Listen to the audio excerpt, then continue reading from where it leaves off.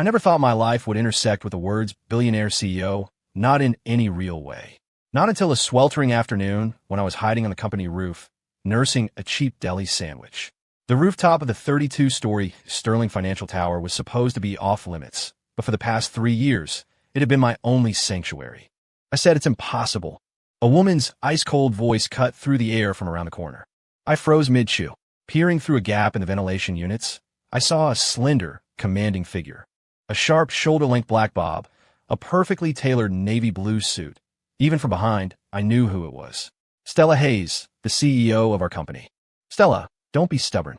The merger proposal from the Harrison Group is a great deal for us, and the marriage between the two families would be. Uncle Robert, I am not a bargaining chip in your deals. Stella turned, and I saw she was facing a middle-aged man with salt and pepper hair. Tell Grandpa I will prove, with my own results, that I don't need a strategic marriage to take Sterling to the next level. I held my breath, trying to shrink into myself. This was the kind of billionaire family drama a cubicle jockey like me had no business hearing. Just as I was plotting a silent retreat, the plastic wrap on my sandwich made a faint crinkle. 2 pairs of eyes snapped to my location. Who's there? Stella's uncle demanded. I stepped out, my face burning with an embarrassment so profound I considered jumping. Sorry, I was just having lunch. Stella's gaze was like an X-ray, scanning me from head to toe. Her eyes narrowed slightly. You're Leo Carter? From Financial Analysis. My jaw dropped. The company had nearly 1,000 employees, and she knew my name.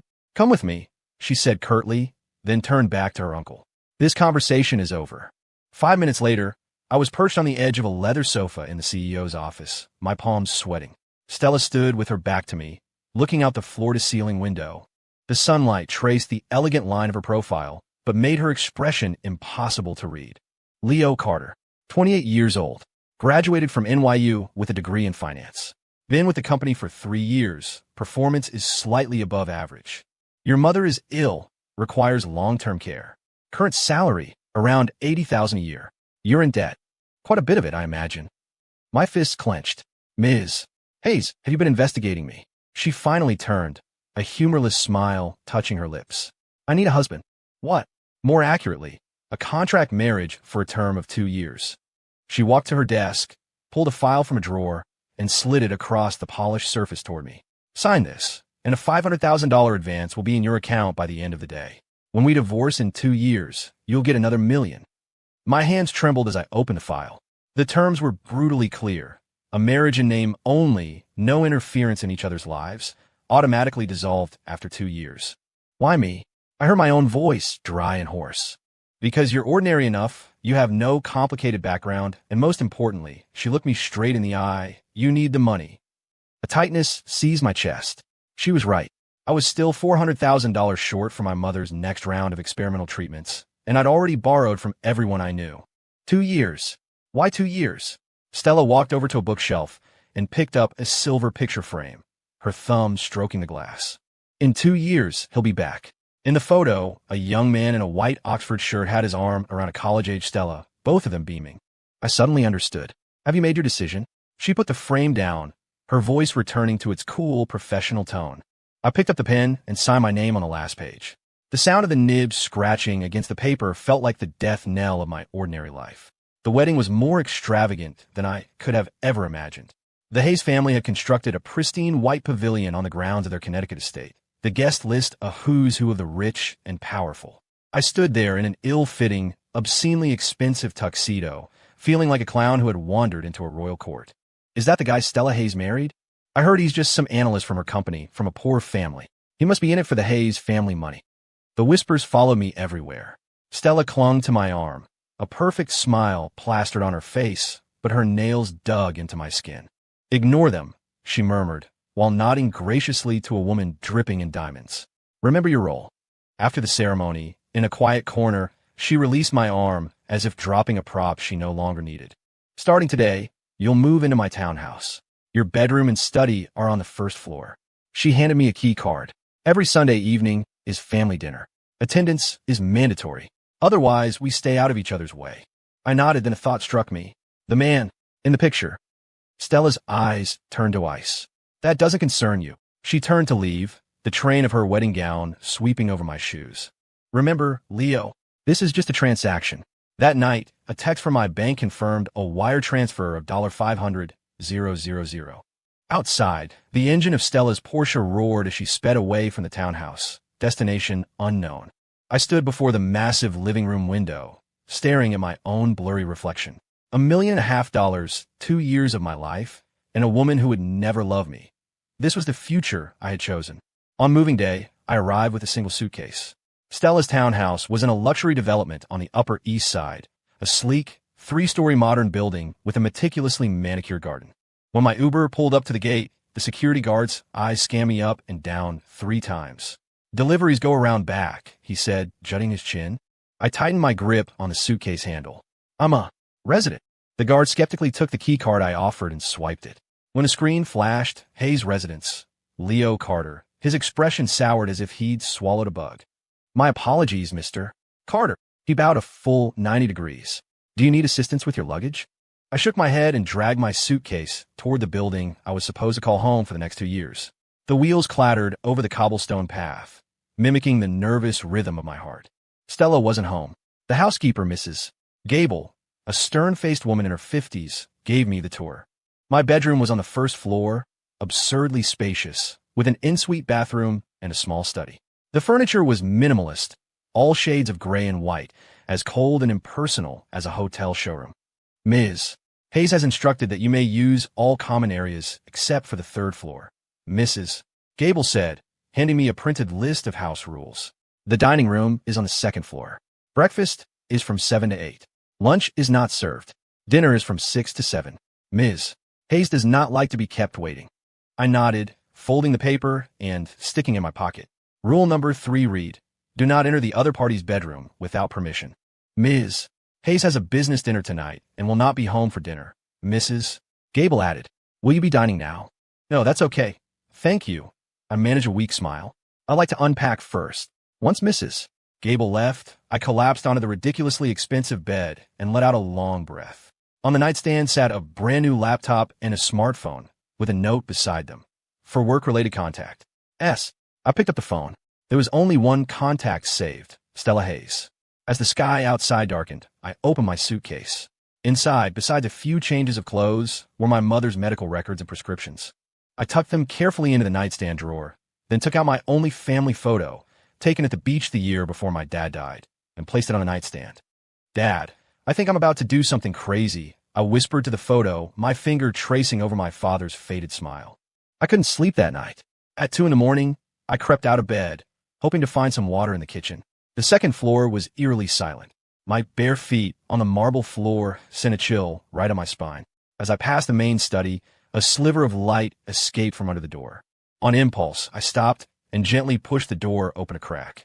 Stella was sitting at the massive mahogany desk, a nearly empty bottle of red wine and a crystal glass in front of her. She wasn't in one of her sharp power suits, but a silk robe, her dark hair falling loosely around her shoulders, catching the soft glow of the desk lamp. In her hand was a picture frame, her thumb tracing patterns on the glass. I squinted. It was the same photo from her office, the one of her and the guy in the white shirt. Even a woman like that gets heartbroken, the thought flashed through my mind. Just then, Stella's head snapped up, her gaze sharp as a razor, pinning me in the doorway. I stumbled back, knocking into a decorative vase by the door. It wobbled precariously before settling, but the clatter was deafening in the silent house. The study door was yanked open. Stella stood before me, the faint scent of wine on her breath. "Were you spying on me?" Her voice was frigid, but a flush from the alcohol colored her cheeks. I was just getting some water," I explained lamely, my eyes drawn against my will to the frame she was holding. Stella followed my gaze and immediately clutched the frame to her chest, picture side down. "Remember our agreement, Leo? My private life has nothing to do with you." "I know," I said, holding on my hands. "It's just, if you ever need someone to talk to." "I don't," she cut me off. "Go back to your room. ####." I nodded and started to leave, but her voice stopped me. "Do you think I'm pathetic?" I turned around. Stella was still standing there, clutching the picture frame, but her eyes had lost their usual sharpness. For the first time, I saw a flicker of confusion in them. "No," I answered honestly. "I just think people who can't let go of the past are usually pretty lonely." Her pupils contracted slightly, as if she hadn't expected that answer. A few seconds of silence hung between us. "Breakfast is at 7 tomorrow," was all she said before turning and shutting the study door. Standing in the dark hallway, I heard the soft click of the frame being placed back on the desk. The next morning, I was in the dining room at 7 on the dot. Stella was already there, an iPad propped up in front of her, sipping coffee as she scrolled through the news. She was dressed in a light gray suit, her hair pulled back flawlessly, with no trace of last night's vulnerability. "Morning," I said, pulling out a chair. "Morning," she replied without looking up. "Mrs. Gable served breakfast, fried eggs, bacon, a side salad, and fresh squeezed orange juice." I dug in hungrily while Stella took small, deliberate sips of her black coffee, occasionally swiping a finger across her iPad. "There's a charity gala tonight," she said suddenly. "You need to be there. The driver will pick you up at the office at 6. I nearly choked on my juice. "We're starting the performance this soon?" Stella finally looked up at me. "The contract was effective the moment you signed it. Is there a problem?" "No." I wiped my mouth. "It's just what I need to do. We're a decent suit." She looked me up and down. "There's some in your closet. Don't talk too much, don't drink, just stand by my side and smile." I nodded, then remembered something. "Does anyone at the office know about us?" A cold smirk touched her lips. "Not yet, but soon the entire company will know that Leo Carter, from Financial Analysis, married the heiress to the Sterling Group." My heart sank. That was the end of my quiet life at work. Sure enough, as soon as I got to the office, I could feel the strange looks. A few colleagues were huddled by the coffee machine. They went silent the moment they saw me. On my desk was a box of expensive chocolates with a card that read, "Congratulations on your wedding." Leo, Mandy, our department's #1 gossip, bounced over to my desk. "I heard you got married out of the blue. How come we didn't hear anything?" I forced a laugh. "It was pretty sudden." "Who's the bride? Do you have pictures?" She leaned in, her eyes gleaming. "The rumor around the department is that you landed a rich heiress. Was the wedding at that Rose estate in Connecticut?" My palms started to sweat. Stella hadn't prepped me for this. "She's a very private person," I hedged. "We haven't even done wedding photos yet." Mandy was about to press for more when, thankfully, our supervisor, Mr. Peterson, walked over. "Carter, how's that quarterly report coming along?" Saved by the bell. I quickly turned back to my computer. For the rest of the morning, I could feel eyes boring into my back. At lunch, I tried to escape to the 32nd floor rooftop, my old sanctuary, only to find the door locked with a new sign. "Rooftop closed for maintenance." I sighed and turned around, walking straight into a solid chest. "Sorry, I looked up and froze. It was the company's COO, Mark Jennings, Stella's notoriously ruthless right-hand man. "Leo Carter, right?" Jennings looked at me with a smirk. "I hear you've been climbing the corporate ladder in a rather unconventional way." My throat went dry. "I don't know what you mean, sir." He clapped me on the shoulder, the force of it nearly making me stumble. "Ambition is a good thing in a young man. But," he leaned in, his voice a low whisper in my ear, "be careful you don't fall." With that, he straightened his tie and strode away. I stood there, a cold dread washing over me. This fake marriage was going to be far more complicated than I'd imagined. After work, I waited for my ride at the company entrance as instructed. A black Mercedes sedan pulled up smoothly, the window rolling down to reveal Stella's perfect profile. "Get in," she said. As I slid into the passenger seat, I saw she was looking at a photo on her phone. It was him again, the guy in the white shirt. This time it was a close-up. The background looked like a cafe in some European city. "Is he back?" I couldn't stop myself from asking. Stella locked her phone. "Next month." After a pause, she added, "His name is Ethan. We were at Cambridge together." I was surprised she'd volunteer this information. "How long were you together?" "For years," she said, looking out the window, "until he got his offer from MIT. I got it. Career versus love. Ethan had made his choice. In 2 years, when he's back for good, we'll get a divorce," Stella said, her voice as calm as if she were discussing the weather. "You can take your money and live whatever life you want." "Right?" I said, but for some reason, my chest felt tight. The gala was at a 5-star hotel. As Stella and I walked into the ballroom, my arm linked with hers, hundreds of eyes turned to us. She smiled and introduced me to the crowd. "This is my husband, Leo Carter." A pleasure," said a silver-haired tycoon, shaking my hand. "To win over a woman like Ms. Hayes, Mr. Carter must be an extraordinary man." Stella gave my side a gentle pinch, a reminder to keep smiling. "Stella has always had very high standards," said an impeccably dressed woman, her aunt, I later learned, as she sized me up. "Leo, what does your family do?" "My father was a high school history teacher. He's passed away," I answered honestly. My mother is back home, recovering from an illness. An awkward silence fell over the table. Stella seamlessly picked up the conversation. Leo is a top graduate from NYU and works in our financial analysis department. Oh, a colleague, her aunt said, giving Stella a meaningful look. An office romance? The entire evening, I felt like an exhibit on display, constantly being judged and evaluated. Stella handled the endless probing questions with practiced ease, while all I had to do was nod and smile at the right moments.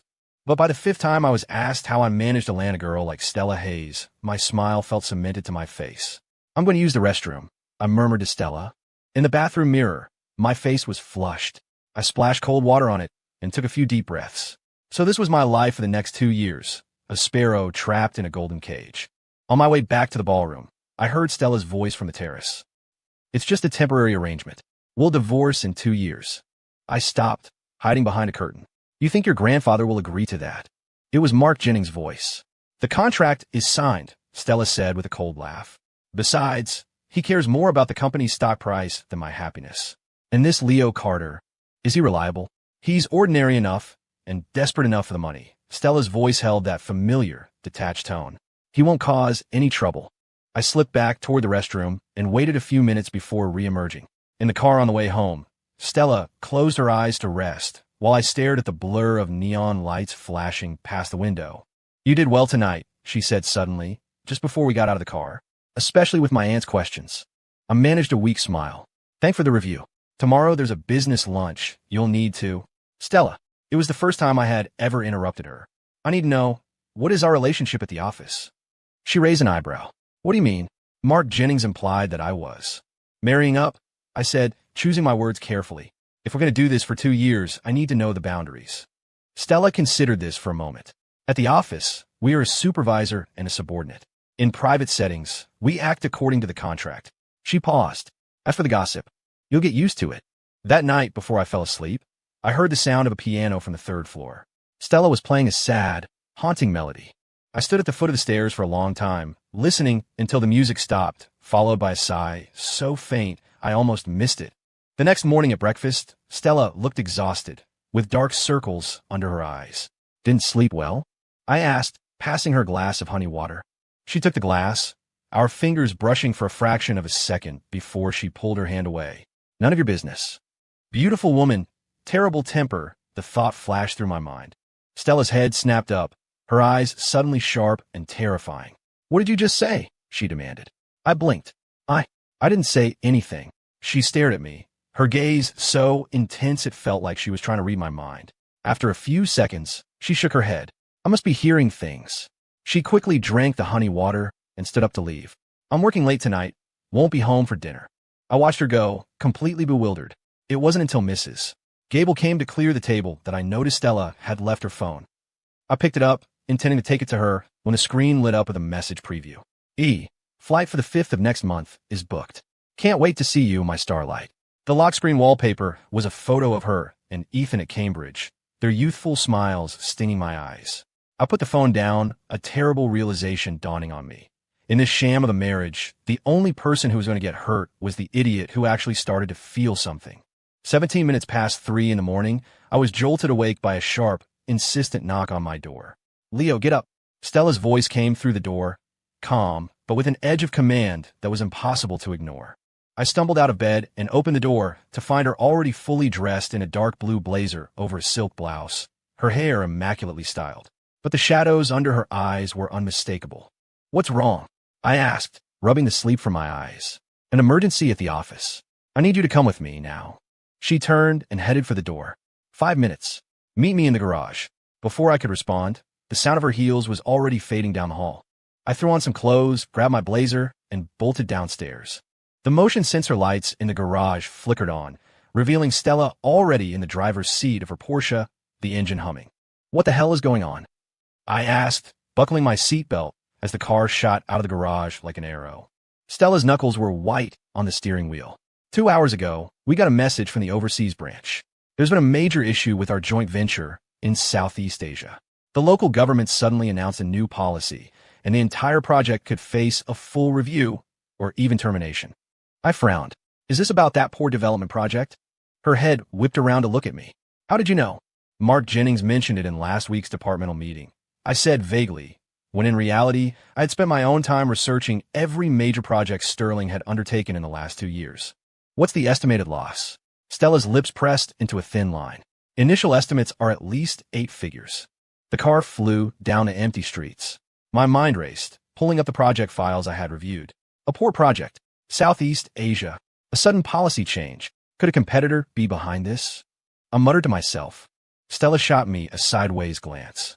What do you know about multinational infrastructure investments? A little, I said, not wanting to reveal I'd spent countless hours studying her company's business. The Sterling Tower was ablaze with lights.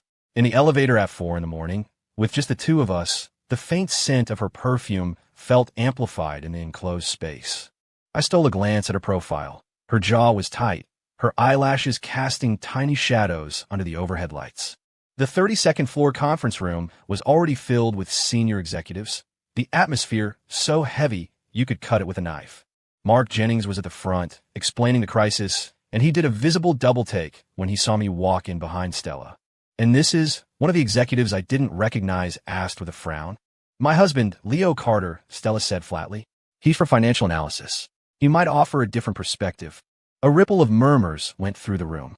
I stood awkwardly by the door, feeling like a lamb in a den of wolves. Continue, Mark, Stella commanded. Jennings nodded and resumed his analysis. I found a seat in the corner and pulled out my phone, quickly searching for the latest news. As the meeting progressed, the situation became clearer. Sterling's port project in Indonesia had been halted for allegedly violating newly enacted environmental regulations. Behind this policy shift, the shadow of a rival firm, Harrigan Capital, loomed large. The most difficult part is that the local media has already started reporting, claiming we bribed government officials, Jennings said, wiping sweat from his brow. If that news gets back here, our stock will plummet. The executives debated solutions, but most of their ideas were superficial. I watched Stella's frown deepen, her fingers tapping an increasingly rapid rhythm on the table. Enough! Her voice cut through the chatter, and the room fell silent. Finance, prepare a crisis PR plan. Legal, contact our lawyers in Jakarta. Mark, you're flying to Indonesia personally. Meeting adjourned. The room emptied quickly, leaving just Stella and me. She stood at the window, her back to me, her shoulders slightly slumped. Ms. Hayes, I began hesitantly. You can go home, she said, her voice tired. I need to think. I nodded and quietly left the room. But when I reached the elevator, I turned back and slipped into the small break room adjacent to the conference room. It had a monitor linked to the conference room's camera feed. Stella was still standing at the window, motionless. I turned on the break room computer, logged into the company intranet, and pulled up every file related to the port project. An idea had been forming in my mind for the past 3 hours, and, as the data loaded, it began to take shape. 2 hours later, as the first rays of dawn sliced through the blinds, I finished my analysis. The printed report was still warm from the printer as I carefully pushed open the conference room door. Stella was sitting at the head of the long table, files spread before her, on the phone. She frowned and hung up when she saw me enter. I told you to go home. I placed the report in front of her. I did some analysis. It might help. She picked it up, her expression shifting as she read the first page. Where did you get this data? It's all public information, I said, pointing to a chart. Company annual reports, industry analyses, government filings. I just cross-referenced them. Stella's eyes, sharp and focused, flew across the pages. This analysis of our competitors' capital flow. How did you think to approach it from this angle? A hunch. I shrugged, not telling her that my senior thesis at NYU had been on risk mitigation in multinational infrastructure investments. She closed the report and looked me straight in the eye. Leo, this report contains non-public company trade secrets. If you obtain this information through improper channels. I didn't. The accusation sent a hot rush of blood to my head. All the data sources are cited on the last page. How could a junior analyst complete this level of analysis in just a few hours? Her voice was like ice. I was shaking with anger. So in your eyes, I'll always be some broke loser who sold himself for cash, unworthy of having any actual skills? Stella stood up, a flicker of an unreadable emotion in her eyes. Explain the source of this data. Explain nothing. I snatched the report and tore it in half. My mistake for trying to help. The paper fluttered to the floor. I turned to leave, but her voice stopped me. Stop. There was a tremor in her voice. If you really did this analysis yourself, tell me, What would you do right now? I took a deep breath, forcing myself to calm down. First, contact the Indonesian Environmental Ministry immediately. Proactively request a full environmental assessment. Turn the crisis into a PR opportunity. Second, find definitive proof linking Harrigan Capital to the policy change and file a complaint with the Department of Commerce. And most importantly, I paused.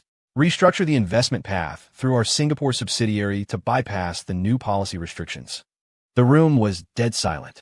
Stella stared at me, her expression a complex mask. "Who are you?" she asked softly. "Someone you underestimated," I said with a bitter smile. "I'm heading back to my department." My hands were still shaking as I walked out. The moment the elevator doors closed, I thought I heard her call my name, but it was probably just my imagination. Back in the financial analysis department, my colleagues were starting to trickle in. Mandy rushed over. "I heard the CEO called you in at dawn. What happened?" "Not sure," I said, tidying my desk. "I was just taking meeting notes." The whole day I was on edge. Just as I was about to leave, the internal line rang. "Leo," was Stella's voice. "Come to my office." On the 32nd floor, I knocked and entered. Stella was signing documents. She gestured for me to sit and continued her work. The sun streamed in from the window behind her, bathing her in a golden light that made her seem almost unreal. "There's been a development in Indonesia," she finally said, putting down her pen. "We're proceeding in the direction you suggested. The initial feedback is positive." I nodded, not sure what to say. "That report." She paused. "I had the IT department check the access logs. You were right. You only use public data. So you believe me now?" I couldn't help but ask. Stella stood up and walked over to me. She was wearing exceptionally high heels today, bringing her almost to my eye level. "I apologize," she said, her voice quiet but clear. "Your analysis was outstanding." I was stunned. I never expected the high and mighty Stella Hayes to apologize to me. "Thank you," I managed to say. "There's a dinner tonight. People from Harrigan will be there," she said suddenly. "You're coming with me." I looked up at her. "Why?" "Because." A small smile played on her lips. "I might need your hunch." At 7 that evening, in the grand ballroom of the Hyatt, Stella clung to my arm as we made our way through the crowd, raising our glasses to the executives from Harrigan Capital. She was wearing a burgundy evening gown that was simply breathtaking. "Ms. Hayes and newlywed.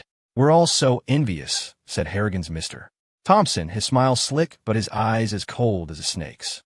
"I hear your husband works at the ground level of your company." I felt Stella's arm tense, but her smile never wavered. "Leo is a financial analysis expert. I often consult him for his opinion." "Oh, hashtag. Mr. Thompson raised an eyebrow. "Then I wonder what his expert opinion is on your companies." "Little trouble in Indonesia?" I was about to speak, but Stella gave my hand a gentle squeeze.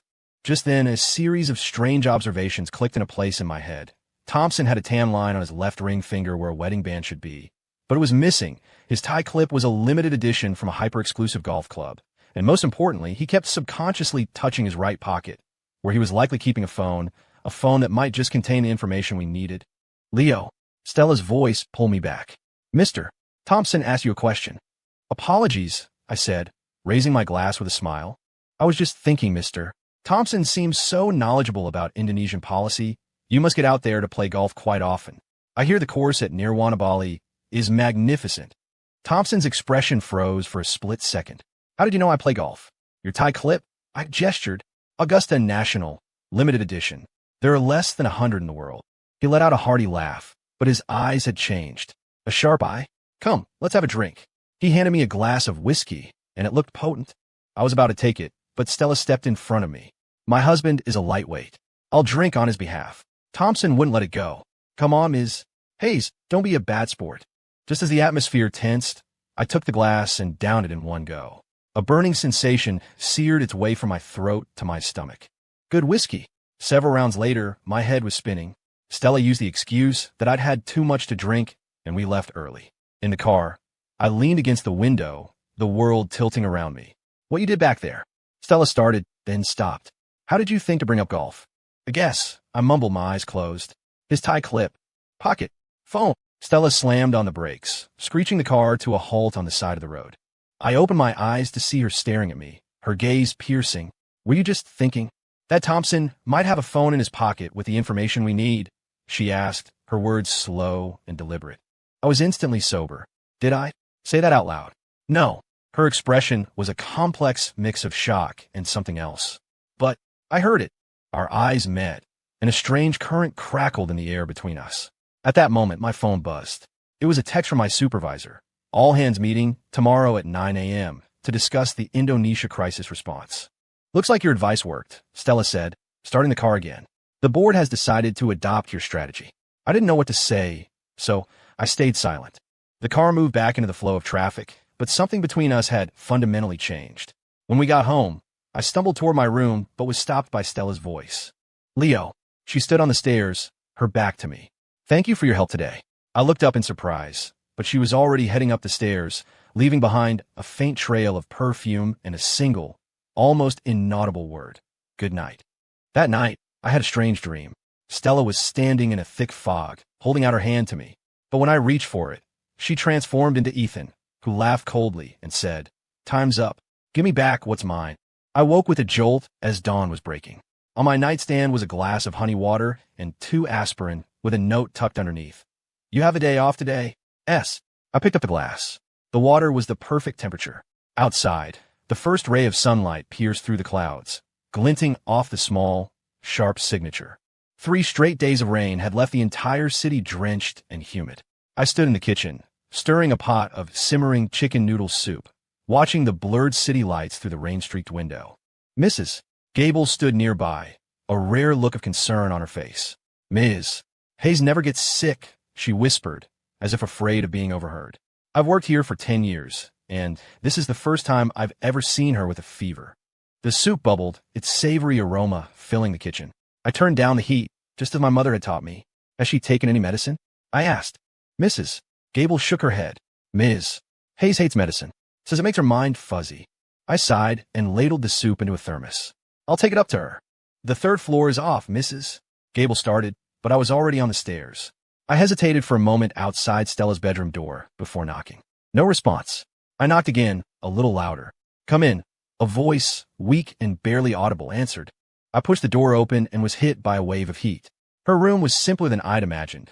Cream-colored walls, dark wood furniture, and a massive bed in the center. She was curled up under the covers, her cheeks flushed with an unnatural red, her bangs damp with sweat. On a nightstand was an untouched glass of water and a few pills. I told you I don't need. She opened her eyes, and upon seeing me, she froze. What are you doing here? Mrs. Gable said you have a fever. I placed a thermos on her nightstand. Stella tried to sit up, but her arms gave out, and she fell back against the pillows. I rushed forward to help her up. My hand touched her back, and I could feel the intense heat through her silk pajamas. You're burning up? I frowned. You have to take your medicine. No. She shook her head weakly. I have a board meeting tomorrow. Have some soup, I said, holding the cup to her lips. It's my mom's recipe, better than any pill. Hesitantly, she took a small sip and immediately started coughing. What is this? So hot. It's soup. I couldn't help but smile. Eat it while it's hot. It'll help you sweat it out. She grimaced but continued to take small sips, as if drinking poison. I noticed the collar of her pajamas was slightly open, revealing a small, crescent-shaped birthmark on her collarbone. The discovery made my heart beat a little faster for some reason. What are you staring at? Stella asked suddenly. I quickly looked away. In nothing. Finish your soup and lie down. I'll get you a cool cloth. In her bathroom, I took a few deep breaths to calm my racing heart. My ears were bright red in the mirror. When I returned with a damp washcloth, Stella had finished the soup and was leaning against the headboard, her eyes closed. Here. I handed her the cloth. She placed it on her forehead and said unexpectedly, Did your mom make this for you often? Yeah. I sat in the chair by her bed. I was a sickly kid, always caught a cold when the seasons changed. After my dad passed, no matter how busy she was, my mom would always make me soup. Stella was quiet for a moment. My mother. She passed away when I was 10. Breast cancer. My heart clenched. It was the first time she'd ever mentioned her family. After that, no one in the house made soup anymore, she said softly, her eyes fixed on the ceiling. My father remarried quickly, and I was sent off to boarding school. I didn't know what to say, so I just patted her hand awkwardly. To my surprise, she didn't pull away. You should get some rest, I said finally. Stella nodded and slid back under the covers. I stood up to leave, but she stopped me. Leo. Yeah, thanks. Her voice was so quiet, it was almost lost in the sound of the rain. I smiled and turned off the lamp. Call me if you need anything. Back in my own room, I tossed and turned for hours. The sound of the rain outside mingled with the image of Stella's weak, feverish face in my mind. At 2 in the morning, I crept back up to the third floor and found her sleeping restlessly, her forehead still hot to the touch. I replaced the washcloth and sat by her bed for the rest of the night. I must have dozed off because when I woke up, the sun was just starting to rise and Stella was awake, watching me. Her color had returned to normal. Were you here all night? She asked. I rubbed my sore neck. Yeah. Is the fever gone? Then, she hesitated. Do you want to sleep here for a bit? She gestured to the other side of the massive bed. I was wide awake in an instant. And no, that's okay. I'll just go back to my room. Stella seemed to realize how intimate the invitation sounded, and the tips of her ears turned pink. I just meant, never mind. Do what you want. I practically fled from her room, my heart pounding like I'd just run a marathon. After that day, Stella's attitude toward me shifted subtly. She started asking about my plans for the day at breakfast, and would sometimes even share details about her work. The invisible wall between us seemed to be getting thinner. Then, 2 weeks later, my phone rang in the middle of the night. It was my mother's doctor. Mr. Carter, your mother had a sudden cardiac event. She's been admitted to Mount Sinai. I was instantly awake, throwing on clothes and running for the door. In the garage, my hand was shaking so badly I could barely get the key in the ignition. Leo, Stella's voice came from behind me. She was in workout clothes, her hair in a ponytail, apparently just back from a late-night run. My mom. The hospital, I stammered. Without a word, she pulled open the driver's side door. Get in. I'll drive. On the way, I gripped the seatbelt for dear life. Stella ran 3 red lights and got us to the hospital in 20 minutes. My mother had already been taken into the ER, and all I could do was wait. What's her status? Stella asked the nurse on duty. Initial diagnosis is myocardial ischemia. We need to run more tests. ####. The nurse glanced at the chart. Family needs to handle the admissions paperwork. I was about to get up, but Stella put a hand on my shoulder. You wait here. I'll take care of it. When she came back, she wasn't alone. A silver-haired doctor was with her. This is Dr. Evans, head of cardiology, Stella introduced him. One of the top cardiac specialists in the country. I stared at her, stunned. Dr. Evans briefly asked about my mother's condition and then went into the ER. Half an hour later, he came out and told us my mother needed a stent, but that it was a routine procedure and she would be fine. We've scheduled her for the first surgery tomorrow morning, Dr. Evans said. Don't worry, we've done thousands of these. I thanked him profusely. After he left, I turned to Stella. How did you? Dr. Evans is a medical consultant for the Sterling Group, she said, dismissively. I happen to have his number. This was more than just happening to have his number. I knew how difficult it was to get a specialist of his caliber on short notice. Looking at Stella's calm profile, a wave of warmth washed over me. Thank you, I said, my voice thick with emotion. She waved it off. You took care of me. We're even. After my mother was moved to a private room, she insisted I go home and rest. I found Stella asleep on a bench in the hallway, her head tilted to one side. I gently woke her. Go home and sleep. I'll stay with my mom. Stella rubbed her eyes. She's in a VIP room. I've arranged for a 24-hour private nurse. She stood up. You have work tomorrow. Don't burn yourself out here. I insisted on staying. We compromised. Stella had her driver take me home, while she stayed at the hospital to handle some paperwork. The next morning, when I rushed back to the hospital, my mother was already in surgery. Stella was in the waiting area, her laptop open, 2 cups of coffee on the table beside her. For you, she said, handing one to me. Surgery just started. It should take about 2 hours. I took the coffee and recognized it as the bitter, custom Americano she always drank. She seemed to notice my expression, and the corner of her mouth tilted up slightly. Not used to black coffee. I'm more of a milk and sugar kind of guy, I admitted. I'll remember that for next time, she said, looking back at her screen as if the comment was perfectly ordinary. But the phrase next time sent a ripple through me. Will there be a next time? After the 2-year contract was up, would we still be getting coffee together? The surgery was a success. By the time my mother was wheeled back to her room, Stella had already left, leaving only a text message. Urgent matter at the office. Left for now. Call if you need anything. In the days that followed, my relationship with Stella settled into a strange new equilibrium. At the office, we were still supervisor and subordinate. At home, we started having small, daily interactions. She'd let me know if she was coming home for dinner, and I'd leave a light on for her when she worked late. The Indonesia crisis was expertly resolved under her leadership, and she even used the opportunity to expand Sterling's market share in Southeast Asia. The gossip about me at work gradually died down, replaced by a grudging respect for my professional abilities. There were even rumors I might be promoted to associate director of the analysis department. One Friday in mid-May, I happened to see a note on Stella's desk calendar, May 20th, with a small cake drawn next to it. "Is it your birthday?" I asked, pointing to the calendar. She quickly closed her planner. "Yes. Blans. I have a business trip to Singapore that day," she said without looking up from her files. I knew she was lying. I had practically memorized her schedule. There were no international trips planned for the next week. On her birthday, Stella did indeed disappear. Mrs. Gable told me that every year on this day, Stella would lock herself in her office and not come home until late at night. Ms.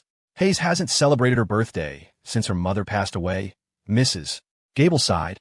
She says her birthday was the day her mother suffered. That detail stung me.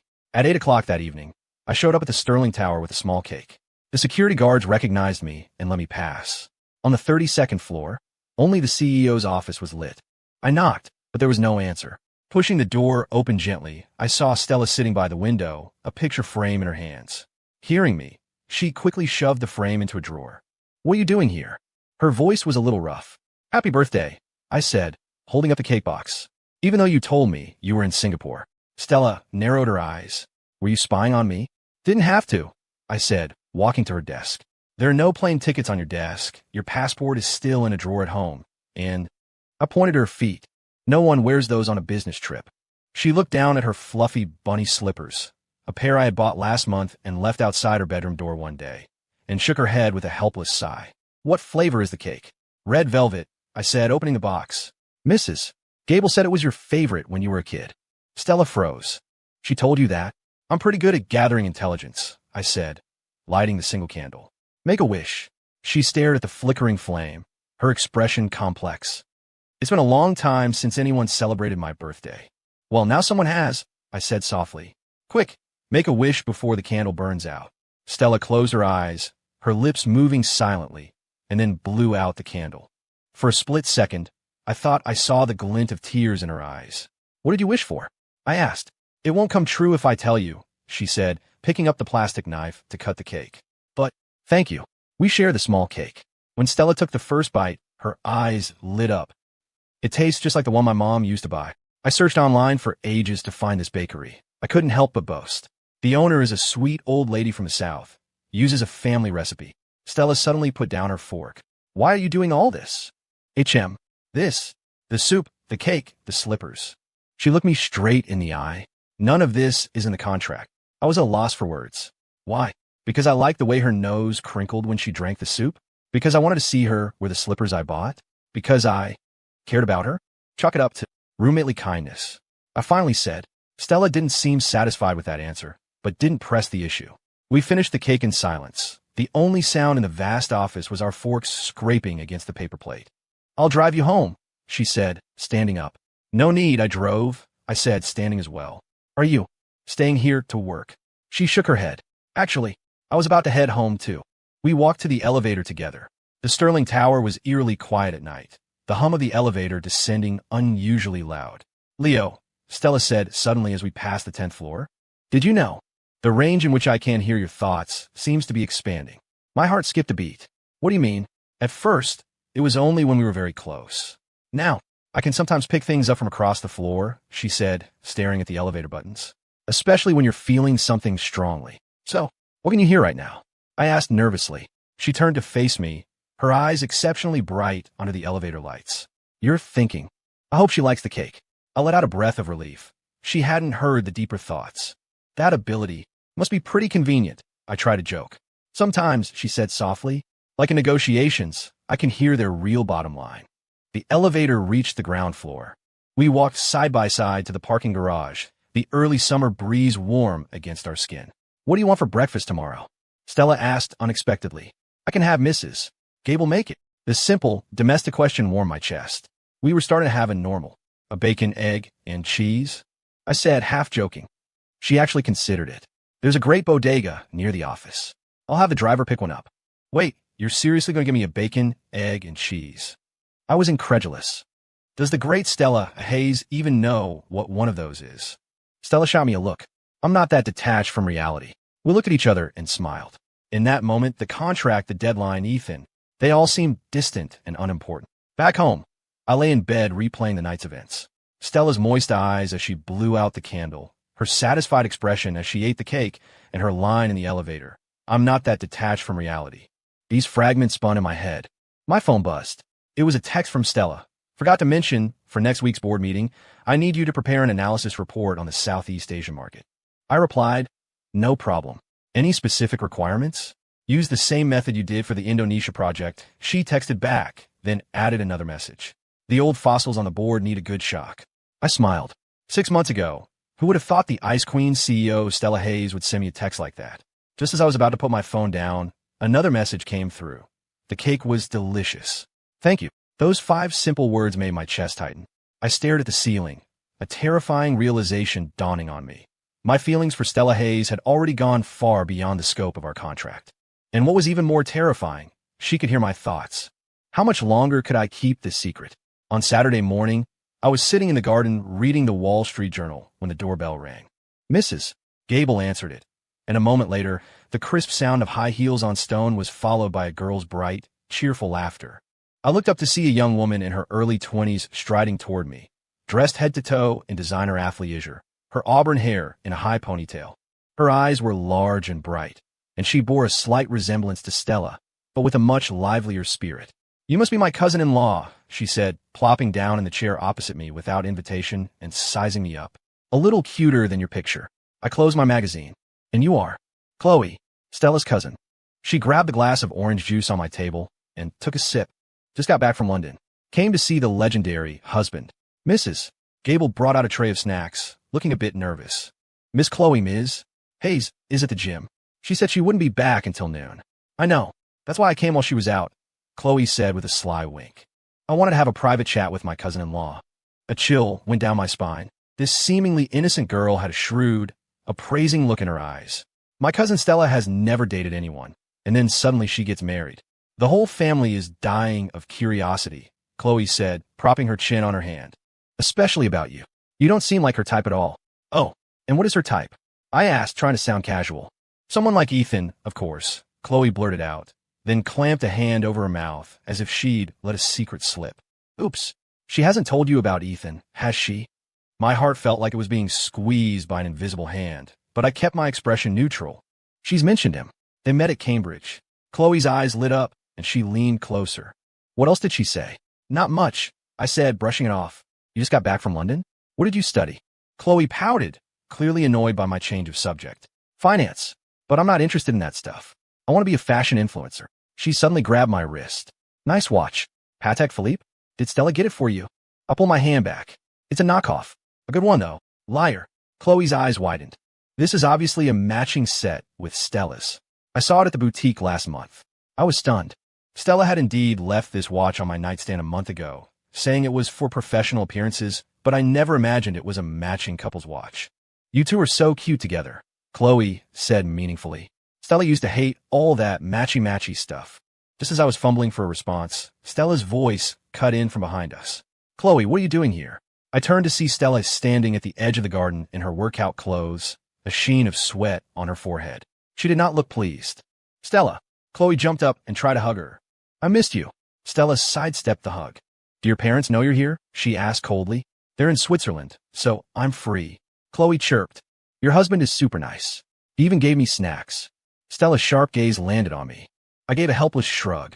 You should go, Stella said to Chloe. I'll have a driver take you home. No, I just got here. Chloe pouted. And I haven't even had lunch. Stella eventually relented and let Chloe stay. At the lunch table, Chloe chattered like a magpie about her life in London, constantly trying to steer the conversation toward my love story with Stella. So, how did you two meet? She asked, batting her eyelashes. A company event, Stella replied, curtly. Who confessed first? I did, Stella said without batting an eye. And the proposal? Where was it? Are there pictures? I nearly choked on my soup. Stella put down her chopsticks. Chloe, eat your food. After lunch, Stella practically forced a reluctant Chloe out the door. Once she was gone, Stella let out a long sigh and turned to me. What did she ask you? Mainly about us, I said, choosing my words carefully. And about Ethan. Stella's eyes narrowed. What did you tell her? Nothing, I said with a wry smile. But she did tell me we're wearing matching watches. Stella glanced down at her own wrist, her expression slightly unnatural. It's just For our professional image. Understand, I nodded. Within the terms of the contract. An awkward silence fell between us. Then Stella said, Chloe is my aunt's daughter. The whole family spoils her. She doesn't mean any harm, but she has a big mouth and loves to gossip. She's kind of charming, I said honestly, like a little ball of sunshine. Stella snorted. More like a little ball of trouble. She paused. My aunt's birthday is next week. The whole family will be there. You will need to attend. Got it. Keep up the act, I said, trying to sound breezy. Anything I need to prepare for? I'll handle it, she said, turning toward the stairs. Oh, and I'm going to Hong Kong tomorrow. I'll be back the day after. I nodded, watching her walk up the stairs. The sunlight streaming through the window outlined her slender figure. For some reason, Chloe's comment about the matching watches sent a strange ripple through me. On Monday, the atmosphere at the office was strange. In the break room, a few colleagues were whispering together, and they scattered the moment they saw me. This had been happening on and off since my marriage to Stella became public, but today it felt particularly pronounced. During my lunch break, I overheard a few analysts from my department talking in the break room. Did you hear? The boss made the director of marketing cry. Geez, they don't call her the Ice Queen for nothing. If I were her husband, I would have divorced her by now. Who could put up with a woman like that? Shoo, keep it down. Her husband works in our department. I stood outside the door, my grip on my coffee mug tightening. My rational mind told me to walk away, but my feet felt rooted to the spot. Don't you all have work to do? I said, pushing the door open. My voice was so cold it surprised even me. The break room went dead silent. Mandy and 3 other colleagues froze, their faces pale. Leo, Mandy stammered. We were just gossiping about your boss's private life. I scanned each of their faces. Ms. Hayes is demanding because she's committed to her work. If you interpret high professional standards as being an ice queen, then maybe you're not cut out for this company. What angered me most was that there was a kernel of truth to what they were saying. Stella was demanding, sometimes even harsh. But I had seen her working late into the night. I had seen her vulnerability when she was sick, and I knew better than anyone how much she sacrificed for this company. We're sorry, one of the male analysts mumbled, looking down. You don't owe me an apology, I said, putting my mug down. Now get back to work. As I walked out of the break room, I nearly collided with someone, Mark Jennings, the COO. He was standing around the corner, a smirk playing on his lips. Quite the speech, Leo, he said slowly. I didn't realize you were so loyal to Ms. Hayes. I clenched my jaw. I was just stating the facts. Jennings gave me a long, meaningful look before turning and walking away. It was only then that I noticed at the far end of the hall, Stella was standing there, holding a stack of files, her expression unreadable. Our eyes met for a brief moment. She gave a slight nod, then turned and stepped into an elevator. I had no idea how much she had heard, but my heart was pounding. After work, I went straight home. With Stella in Hong Kong, it was just me and Mrs. Gable in a townhouse. After dinner, I was in the study organizing some files when my phone buzzed. It was a picture from Stella, a photo of the view from her hotel room, overlooking Victoria Harbor at night. Meeting go well? I texted back. It was fine. Seeing clients tomorrow, she replied. I stared at the screen, hesitating before typing another message. I said some things at the office today. The reply came instantly. I know. I heard. I held my breath, waiting. Thank you was all she sent. But those 2 words warmed my entire chest. That night, I had a nightmare. Stella was standing on the edge of a cliff, about to fall, and no matter how fast I ran, I couldn't reach her. I woke up at 3 a.m. in a cold sweat. I crept down to the kitchen for a glass of water. As I passed the staircase, I heard a faint noise from the 3rd floor. Worried, I quietly went up and saw that Stella's bedroom door was ajar, a sliver of light coming from within. Stella, I knocked softly. Are you back? No answer. I pushed the door open and saw her sitting on her bed, hugging her knees, her face pale. She looked up sharply when she heard me, her eyes red. Did you have a nightmare? I asked, stepping into the room. She nodded, a rare display of vulnerability. I dreamed about the day my mother died. I sat on the edge of her bed, keeping a respectful distance. Do you want to talk about it? Stella shook her head, then nodded, and finally said softly, I can't remember her face anymore. ####. The pictures don't match my memory. I didn't know what to say, so I just silently handed her a tissue. Why are you awake? She asked suddenly, dabbing at her eyes. I had a nightmare too, I said with a wry smile. I dreamed that you were in danger. Stella looked up at me, her expression complicated. The moonlight filtering through the curtains traced the soft lines of her face. In this moment, she seemed like a completely different person from the formidable CEO I saw during the day. I'm fine, she said finally. You should go back to sleep. I stood up to leave, but she stopped me at the door. Leo. Yeah? Can you stay? Just sit there. Her voice was barely a whisper. I don't want to dream again. So I spent the night on the sofa in her bedroom, watching as she lay down and her breathing evened out. In the moonlight, her long eyelashes cast tiny shadows on her cheeks, and the tense line of her mouth had finally softened. For the first time, I realized just how lonely this powerful woman truly was. I slipped out before dawn and went back to my room. At breakfast, we both acted as if nothing had happened. Stella was back to her usual, polished self, as if the vulnerable woman from last night had just been a figment of my imagination. My flight back is this afternoon, she said, putting down her coffee cup. There's a charity auction tonight. You'll need to be there. I nodded. Anything I need to prepare? Just a suit. She stood up, then hesitated. Last night. Thank you. It was the second time she had thanked me. I found myself collecting these small moments of change, like scattered pearls, hoping one day they would form a complete necklace. A week later, we were at her aunt's birthday party at their suburban villa.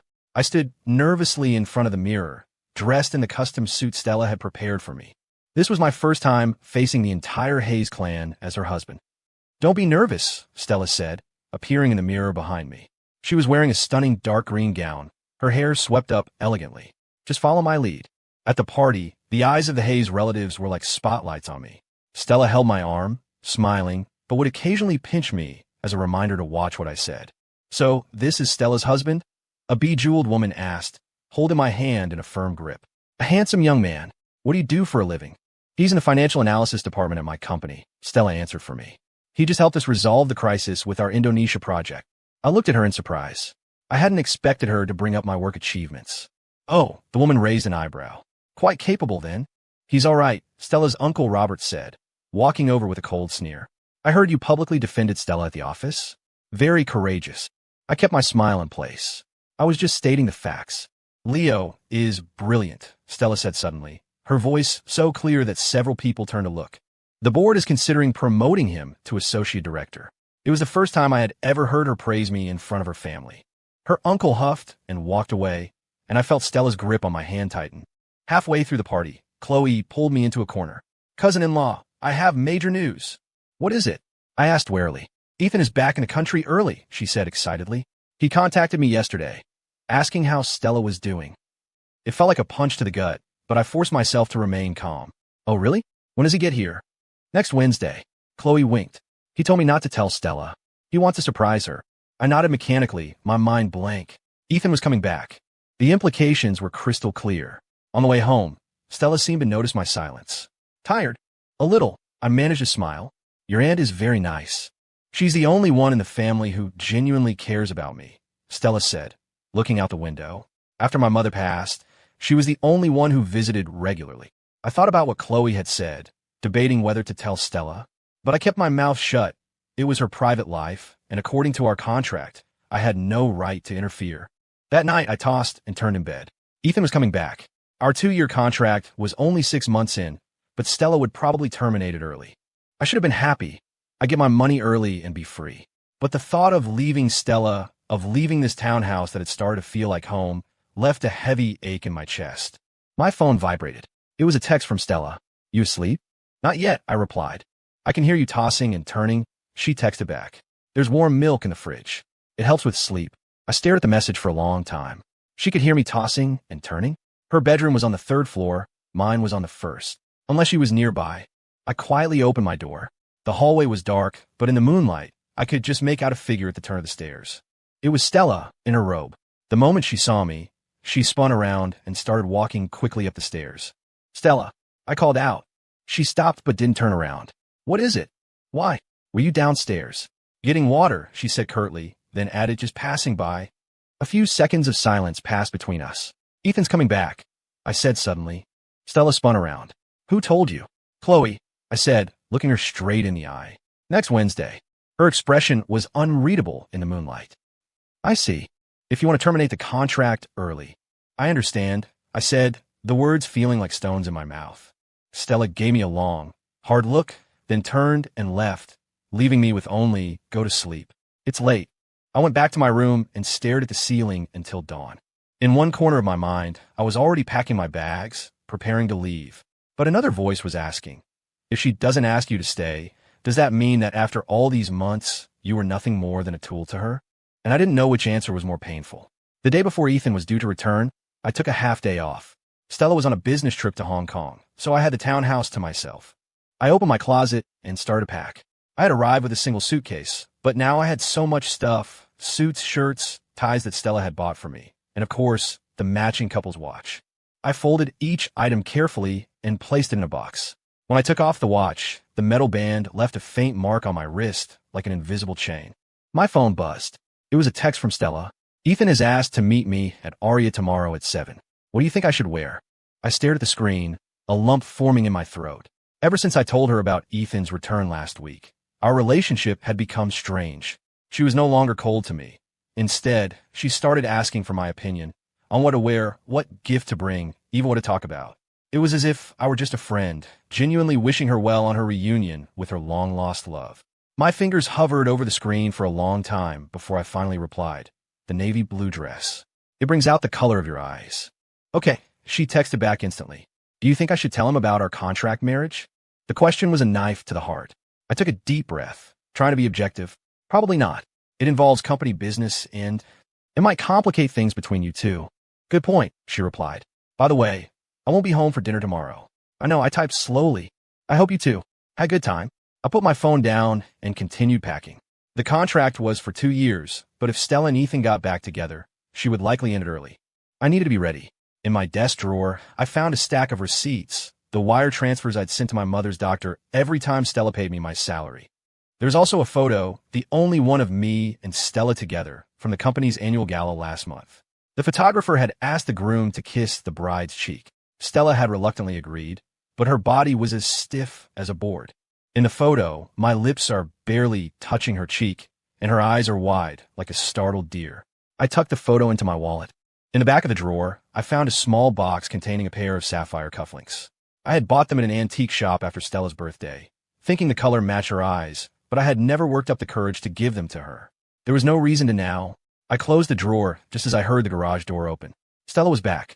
Leo, her voice called from the entryway. In the study, I answered, quickly shoving the moving box under my bed. Stella appeared at the doorway in a sharp black suit, a briefcase in her hand. Her eyes scanned the slightly disheveled room, a small frown forming on her face. Packing? Yeah, just putting away some winter clothes, I said with a weak smile. Good trip. It was fine, she said, setting down her briefcase. About tomorrow, Ethan's welcome home dinner. Do you want to come? My heart skipped a beat. Me? I don't think that would be appropriate. You are my husband. Technically, you should be there, she said, her tone as flat as if she were discussing a business proposal. But according to the contract, our relationship is supposed to be kept from third parties, especially, I swallowed hard, especially people who are important to you. Stella stared at me for a few seconds, then nodded. You're right. She started to leave, then paused. By the way, I'm submitting your promotion proposal at the next board meeting. Promotion? Associate director, she said curtly. You've earned it. I didn't know what to say, so I just thanked her. After Stella left, I collapsed on my bed, staring at the ceiling. A promotion, a raise, a better future.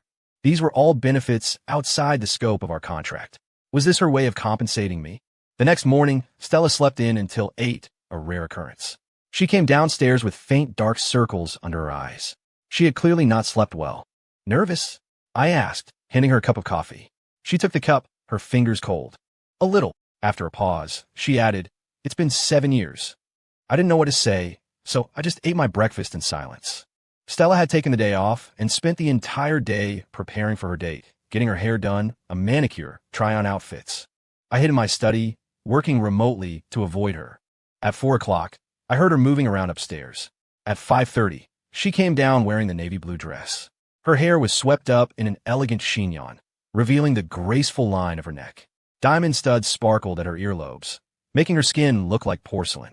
How do I look? She asked, pausing halfway down the stairs. A lump formed in my throat. You look beautiful. She did a little twirl, the hem of her dress flaring out. Is it too formal? No, I forced myself to advise. Ethan will love it. Stella nodded and went back upstairs. I sat on the living room sofa, flipping through a magazine without reading a single word. At 6:30, she came down again, her makeup now perfect, a light, intoxicating fragrance wafting around her. I'm leaving, she said, picking up her clutch. I might be home late.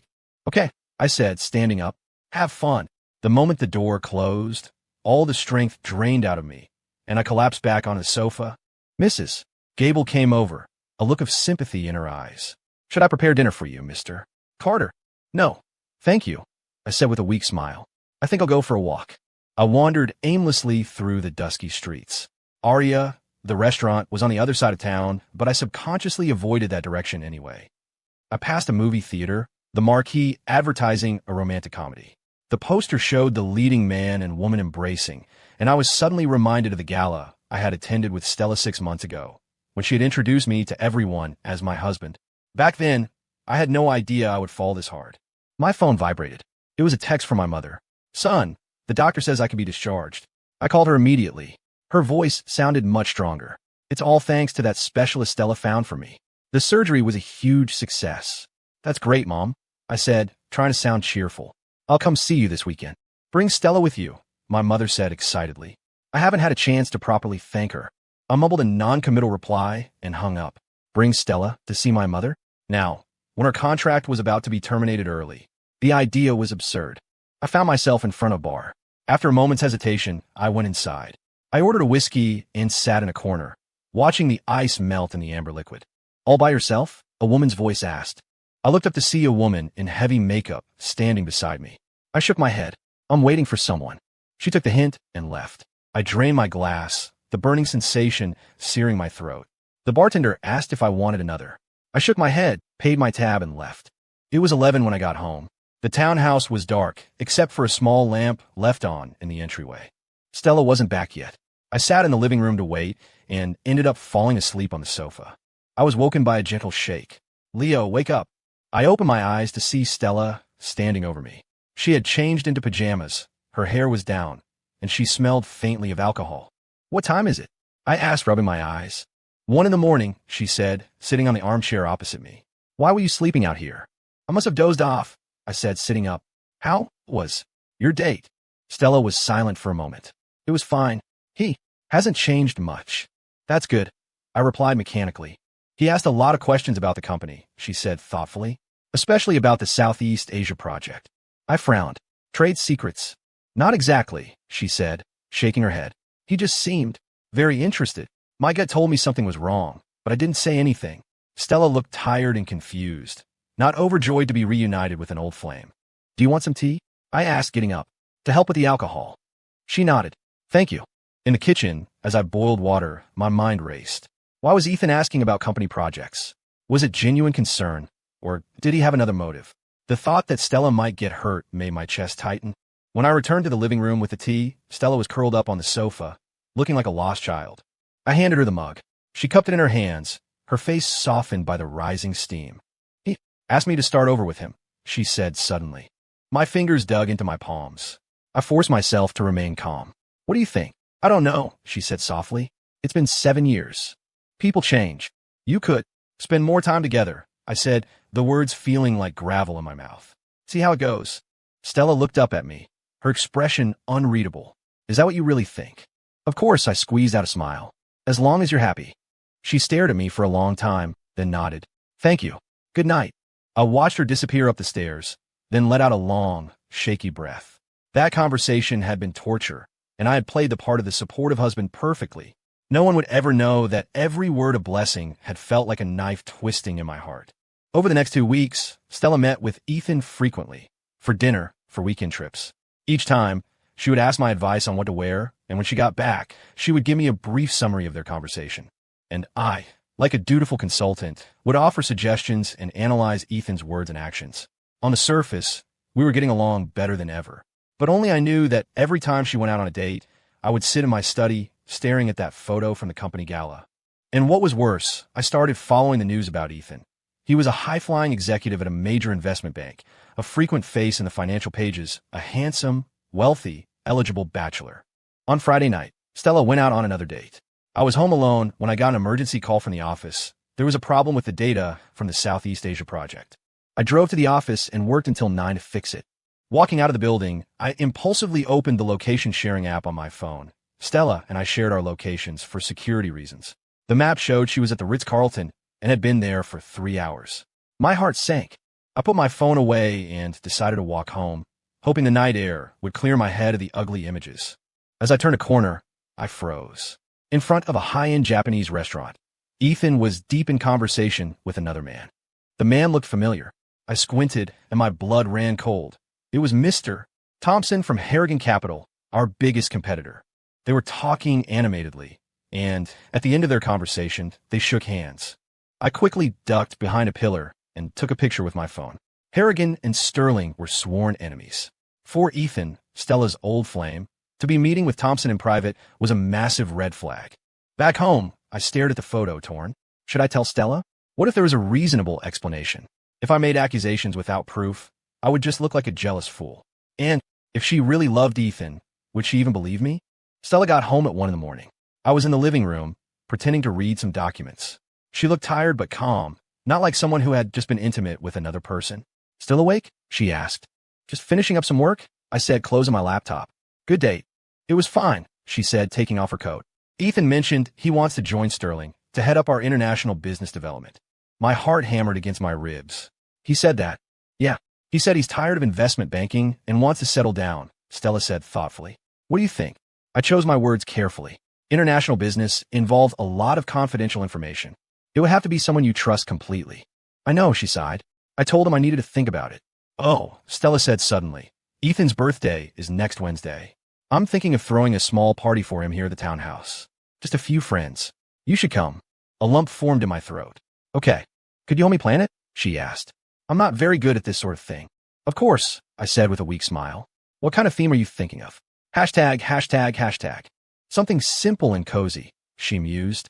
He likes blue and white. I nodded, making a note on my phone. Blue and white.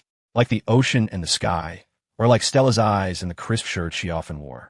After Stella went upstairs, I opened my laptop and started researching Ethan Vance.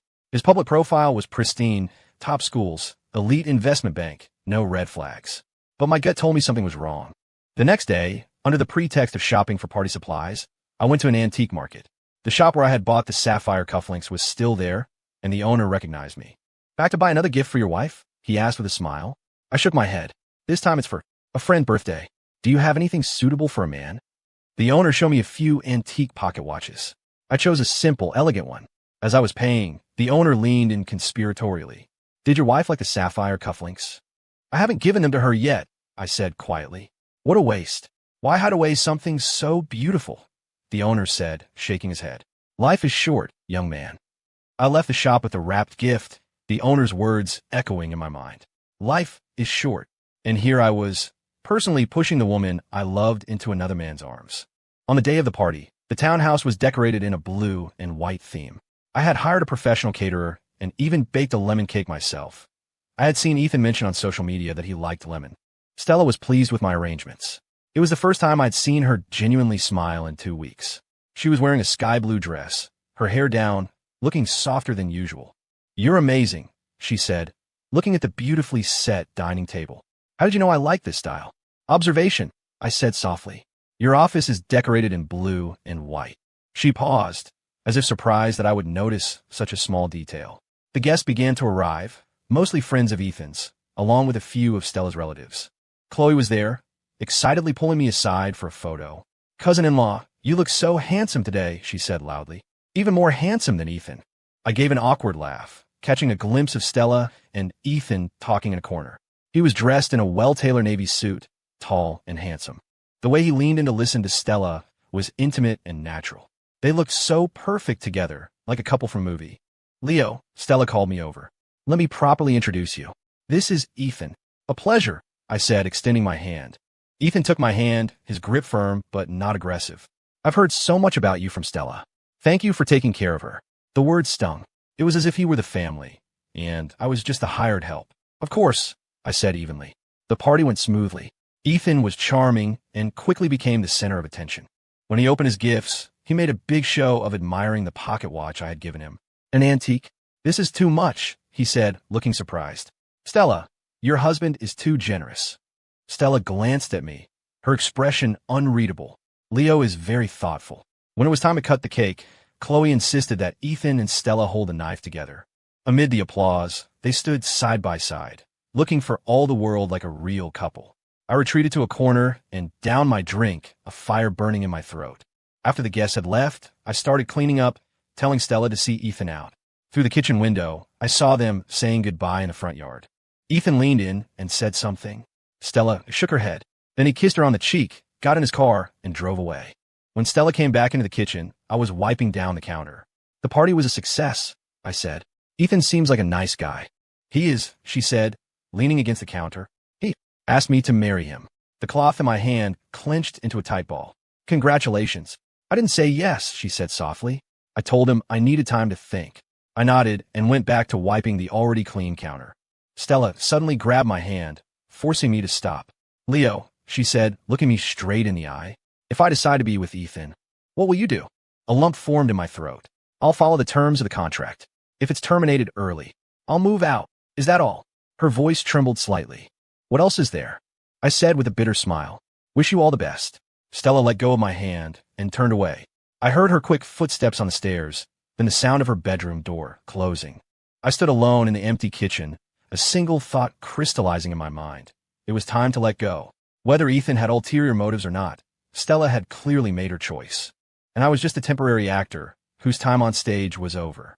Back in my study, I opened my laptop and started drafting my resignation letter. If this was the end, it should be a clean break. The associate director position, the job at Sterling, the luxurious townhouse. None of it had ever really been mine. Outside, a full moon hung in the sky. I thought back to the afternoon I had signed a contract 6 months ago, to Stella's cold voice saying, this is just a transaction. If I had known then that I would fall in love with her, would I still have signed it? Yes. Even knowing it would end in heartbreak, I would have done it all again. Because that $500,000 had saved my mother's life, and because these 6 months had brought me Stella Hayes. Even if she would never love me back.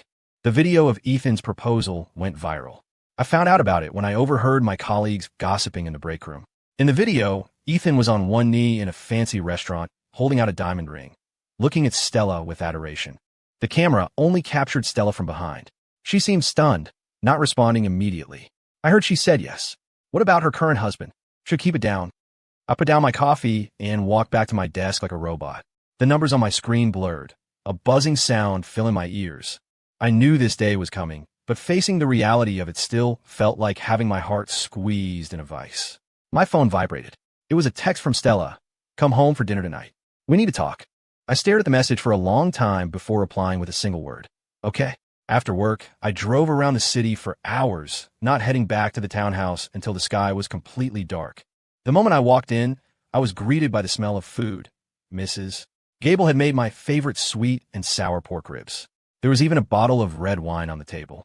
Stella was already seated, dressed in a simple white blouse and black trousers, her hair pulled back loosely. A folder lay on the table in front of her.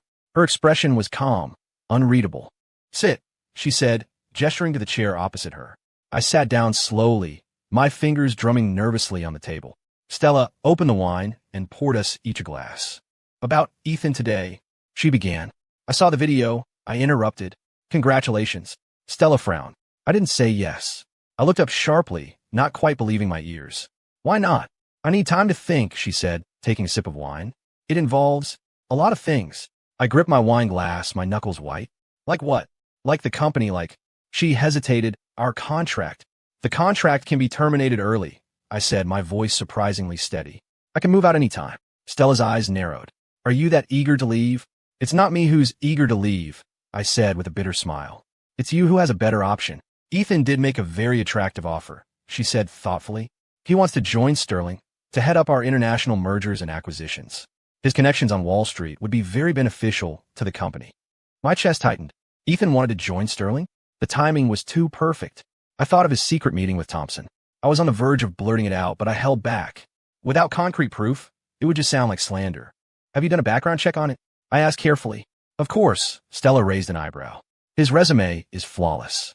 Harvard MBA, VP at Goldman Sachs, not a single blemish. Resumes can be faked. Her expression darkened. What are you trying to say? Nothing, I said, looking down at my now cold food. Just be careful. Stella put down her fork and looked me straight in the eye. Leo, if you know something, you should just tell me. I took a deep breath. I saw Ethan meeting with Mr. Thompson from Harrigan Capital.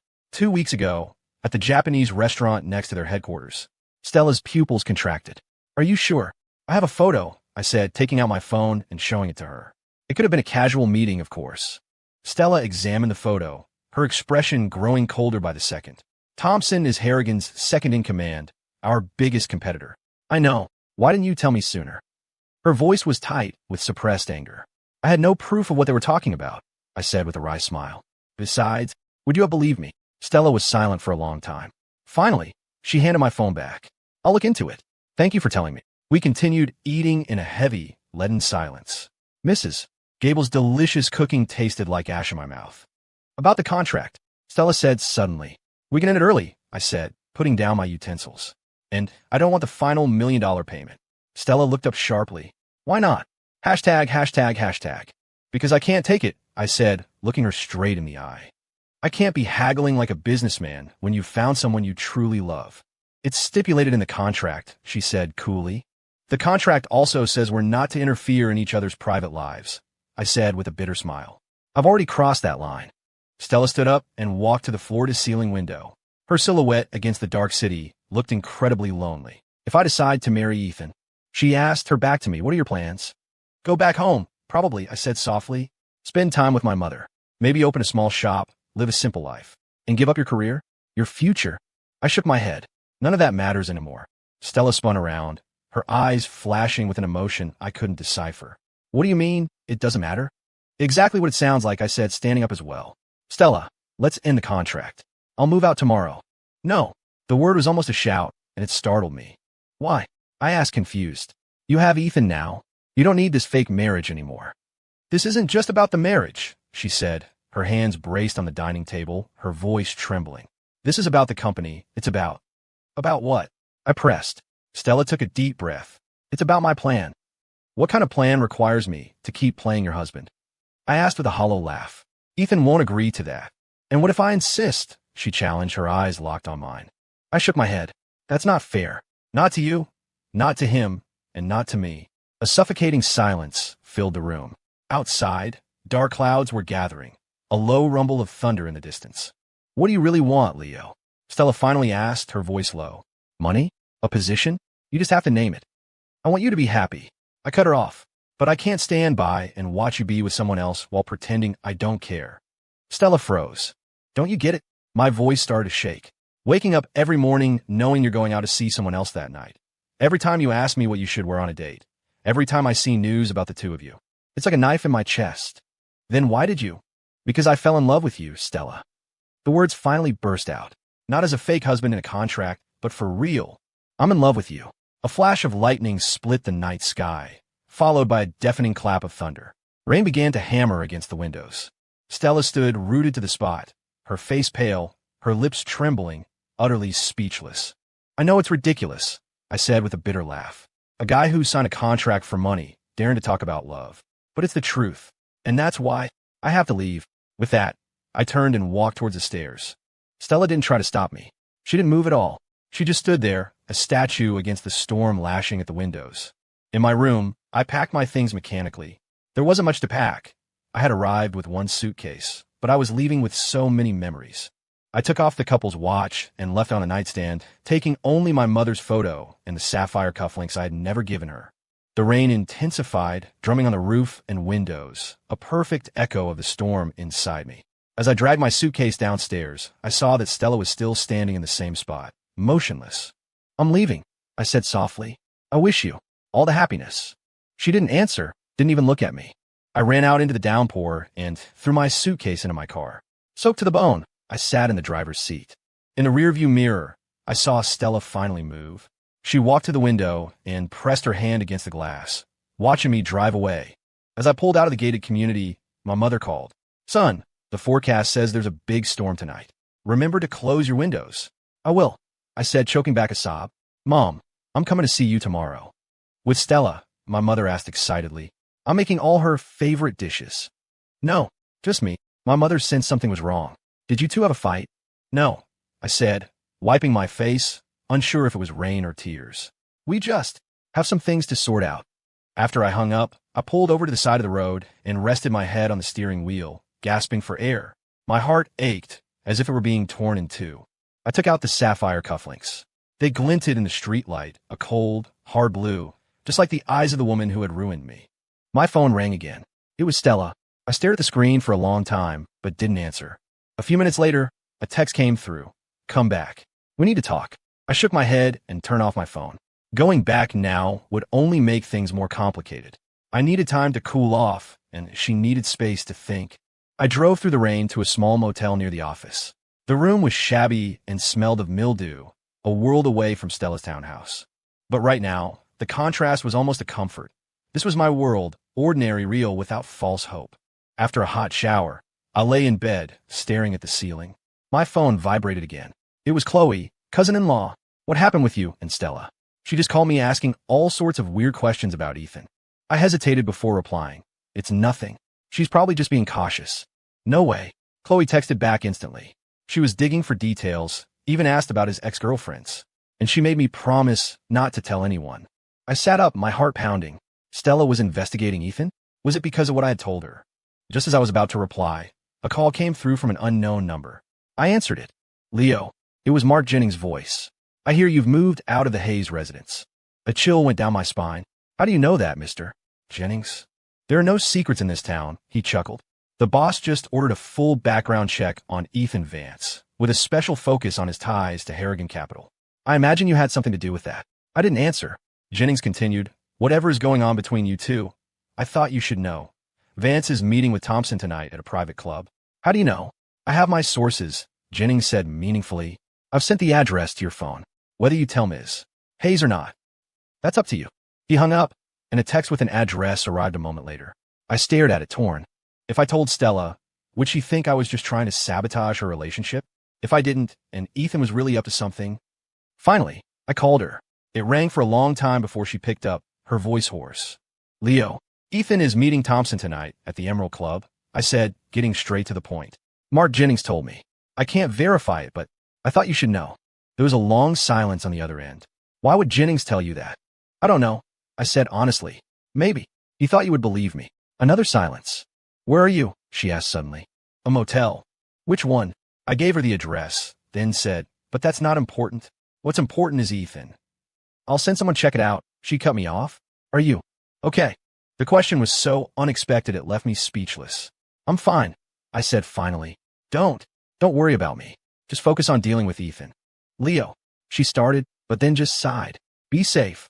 We'll talk tomorrow. The call ended. I lay on the bed, exhausted but unable to sleep.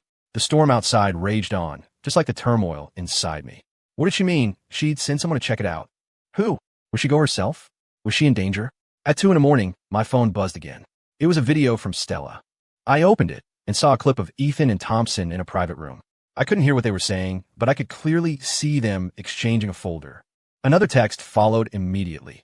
It was Sterling's bid proposal for the Southeast Asia project. I've called the police. I called her instantly. Are you okay? Yes. Her voice was tired but steady. I had Jennings and his team handle it. Ethan is in custody. Did he confess? The evidence was undeniable, Stella said with a cold laugh. He was approaching me for this. Harrigan promised him the CEO position for their Asia-Pacific division. I didn't know what to say. Leo. Her voice softened suddenly. Thank you. If it weren't for you. I just gave you a tip, I said quietly. You're the one who acted on it.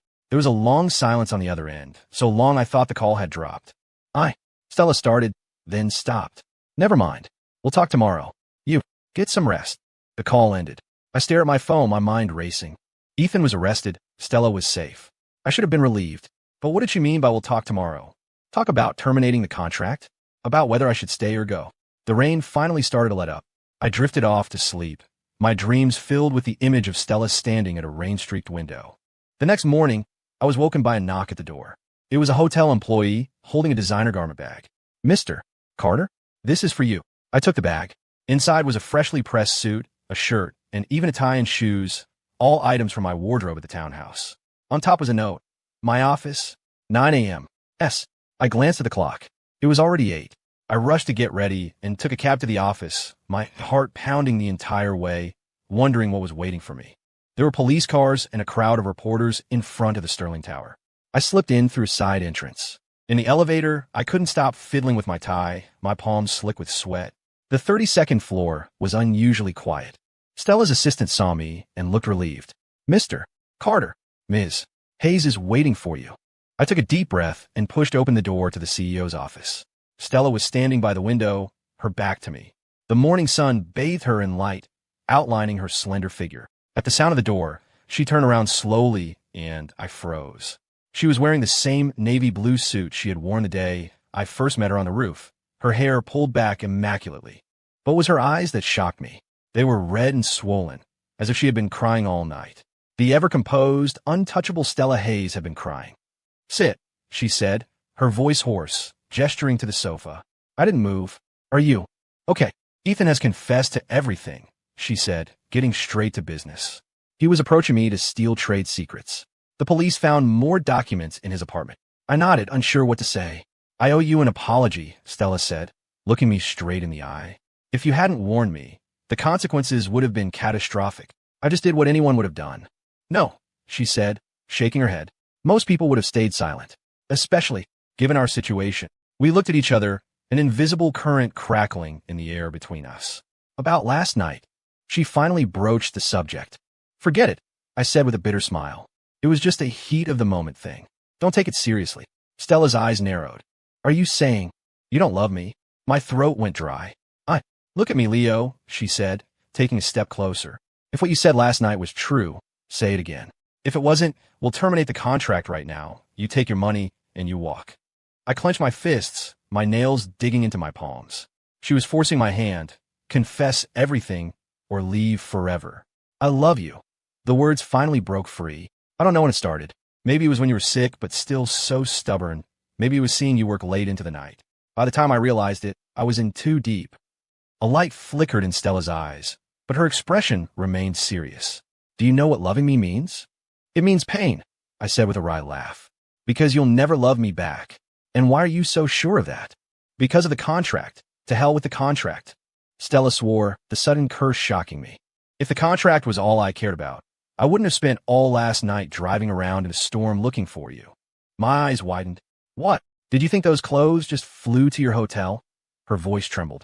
I went to 5 different motels before I found you. I sat in my car until dawn, just to make sure you were safe. I was too stunned to speak. Stella had looked for me all night? I don't understand. I mumbled. I don't understand either, she cried, her composure finally breaking. I don't understand why my first reaction to hearing you say you love me wasn't rejection, but relief. I don't understand why, when I found out Ethan had betrayed me, I was more upset that he had ruined my plan than that he had broken my heart. And I really don't understand why, when I saw you walk out into the rain, She stopped, her chest heaving. You what? I asked softly. I was scared, she finally admitted. Scared that you were really not coming back. Sunlight streamed onto the floor between us, creating a golden line. I crossed it and stood in front of her, so close I could smell her familiar perfume. Do you know what I'm thinking right now? I asked quietly. Stella looked up at me, a flicker of understanding in her eyes. You want to kiss me? Did you hear that? I smiled. No, she said, shaking her head slightly. This time I didn't have to. And then, in the morning sunlight, after a night of storms, Stella Hayes leaned in and gently pressed her lips to mine. Stella kissed me. The fact replayed in my mind 3 times before I could be sure it wasn't a hallucination. Her lips were soft and warm, with a faint taste of coffee. They rested on mine for just 3 seconds. I counted before she pulled back. The sun pouring in from the window behind her created a golden halo, making it hard for me to see. I stood frozen, like a statue, afraid that any movement would shatter the dream. What was that? I asked, my voice raspy. Stella tilted her head, a small, almost mischievous smile playing on her lips, a smile I had never seen before. It was what it was. But Ethan is at the police station, she said curtly. The evidence is overwhelming. No, I took a deep breath. You chose him because you still loved him, right? Stella walked over to her desk, the sound of her heels clicking on the marble floor. I chose him because he fit my plan. What plan? A plan to save the company without having to go through with an arranged marriage, she said, sitting down and motioning for me to do the same. Ethan has a background on Wall Street. He could have helped Sterling expand into international markets. Marrying him would have stopped my grandfather from forcing me to accept the Harrison Group's merger. I slowly processed this information. So, you never loved him? I did, once, Stella said honestly. 7 years ago. But this time, she shook her head. It felt wrong. And then you told me to investigate him. I sat in the chair opposite her, my brain still trying to compute the kiss. So now, our contract continues, she said decisively. The 2-year term remains. But, is there a problem? She asked, raising an eyebrow. There were so many problems. What was the kiss? What did she mean by it felt wrong? Why had she personally brought me clothes? But I didn't ask any of them. No, I said finally. The contract continues. Stella nodded and pressed the intercom. Mark, please bring in the files for the Southeast Asia project. And just like that, the conversation was over. For the rest of the day, we worked as usual, discussing projects, analyzing data, occasionally debating a detail. On the surface, everything was normal. But every time our hands brushed or our eyes met, my heart felt like it had been zapped with electricity. After work, I stood hesitating at the company entrance. The contract continuing meant I should go back to the townhouse. But last night's departure and this morning's kiss had made everything complicated. What are you waiting for? Get in. Stella's Porsche pulled up beside me. The window rolled down, revealing her perfect profile. I got in, carefully settling into the passenger seat. The car was filled with her usual perfume. On the seat was a small paper bag. For you, she said, gesturing to the bag. Phone charger, a change of clothes, and the sapphire cufflinks you left at the motel. My ears burned. You went through my bag? I just tidied up, she said, pressing the accelerator. By the way, the cufflinks are beautiful. Why didn't you give them to me? I was going to. For your birthday, I said quietly. But I didn't think it was appropriate. Why not? Because. I looked out the window. The contract doesn't include gift giving. Stella didn't say anything, but the corner of her mouth tilted upward. The drive back to the townhouse was filled with familiar scenery. I had only been gone for one night, but it felt like a lifetime. Mrs. Gable was waiting at the door. When she saw us arrive together, a look of relief washed over her face. Mr. Carter, you're back. I made your favorite sweet and sour pork ribs. Thank you, Mrs. Gable, I said, feeling a little embarrassed. Everything in the townhouse was as I had left it, except my room had fresh sheets and a glass of warm water on the nightstand, a habit of Mrs. Gable's. At dinner, Stella was unusually chatty, talking about office gossip, who was dating whom, which department head was rumored to be leaving. I played along, chiming in occasionally. It was the first time we had ever had a conversation like a normal married couple. Maya wants to see you tomorrow, she said suddenly. My chopsticks paused midair. Chloe's mother? Why? She heard about what happened with Ethan and wants to thank you in person, Stella said, taking a sip of wine. And also, to check you out. Check me out for what? To see if you're worth me giving up my strategic marriage plans for, she said bluntly. I put down my chopsticks. Stella, that kiss this morning. What did it mean? The dining room fell silent. Stella slowly put down her wine glass and looked me straight in the eye. What do you think it meant? I don't know. I honestly don't know, I said. Maybe it was a spur-of-the-moment thing? Gratitude? Something else entirely. Leo, she cut me off. I can hear your thoughts, remember? My heart skipped a beat. So, I know that when you said you loved me last night, you meant it. She stood up. As for the kiss, you can figure that out for yourself. She turned and went upstairs, leaving me alone with a table full of food and a million questions.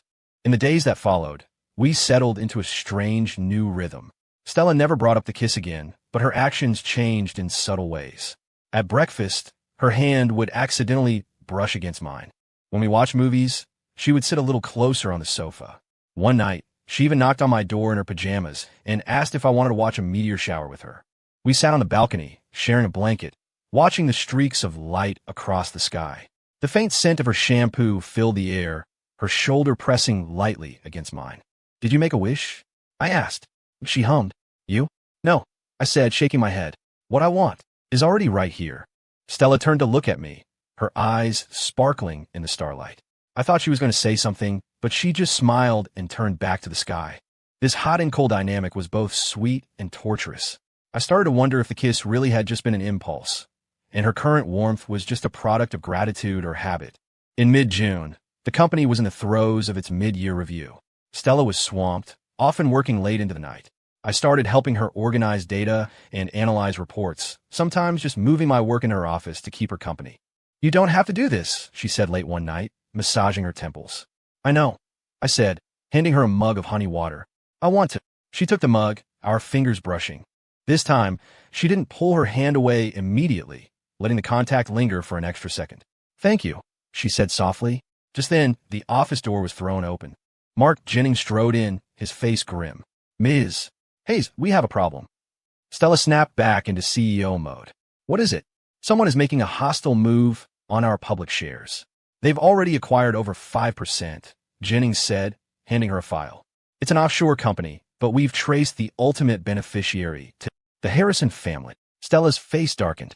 I knew it. What's worse, Jennings said, glancing at me, is that they seem to know our anti-takeover strategy. They're countering our every move with perfect precision. We have a mole. Stella frowned.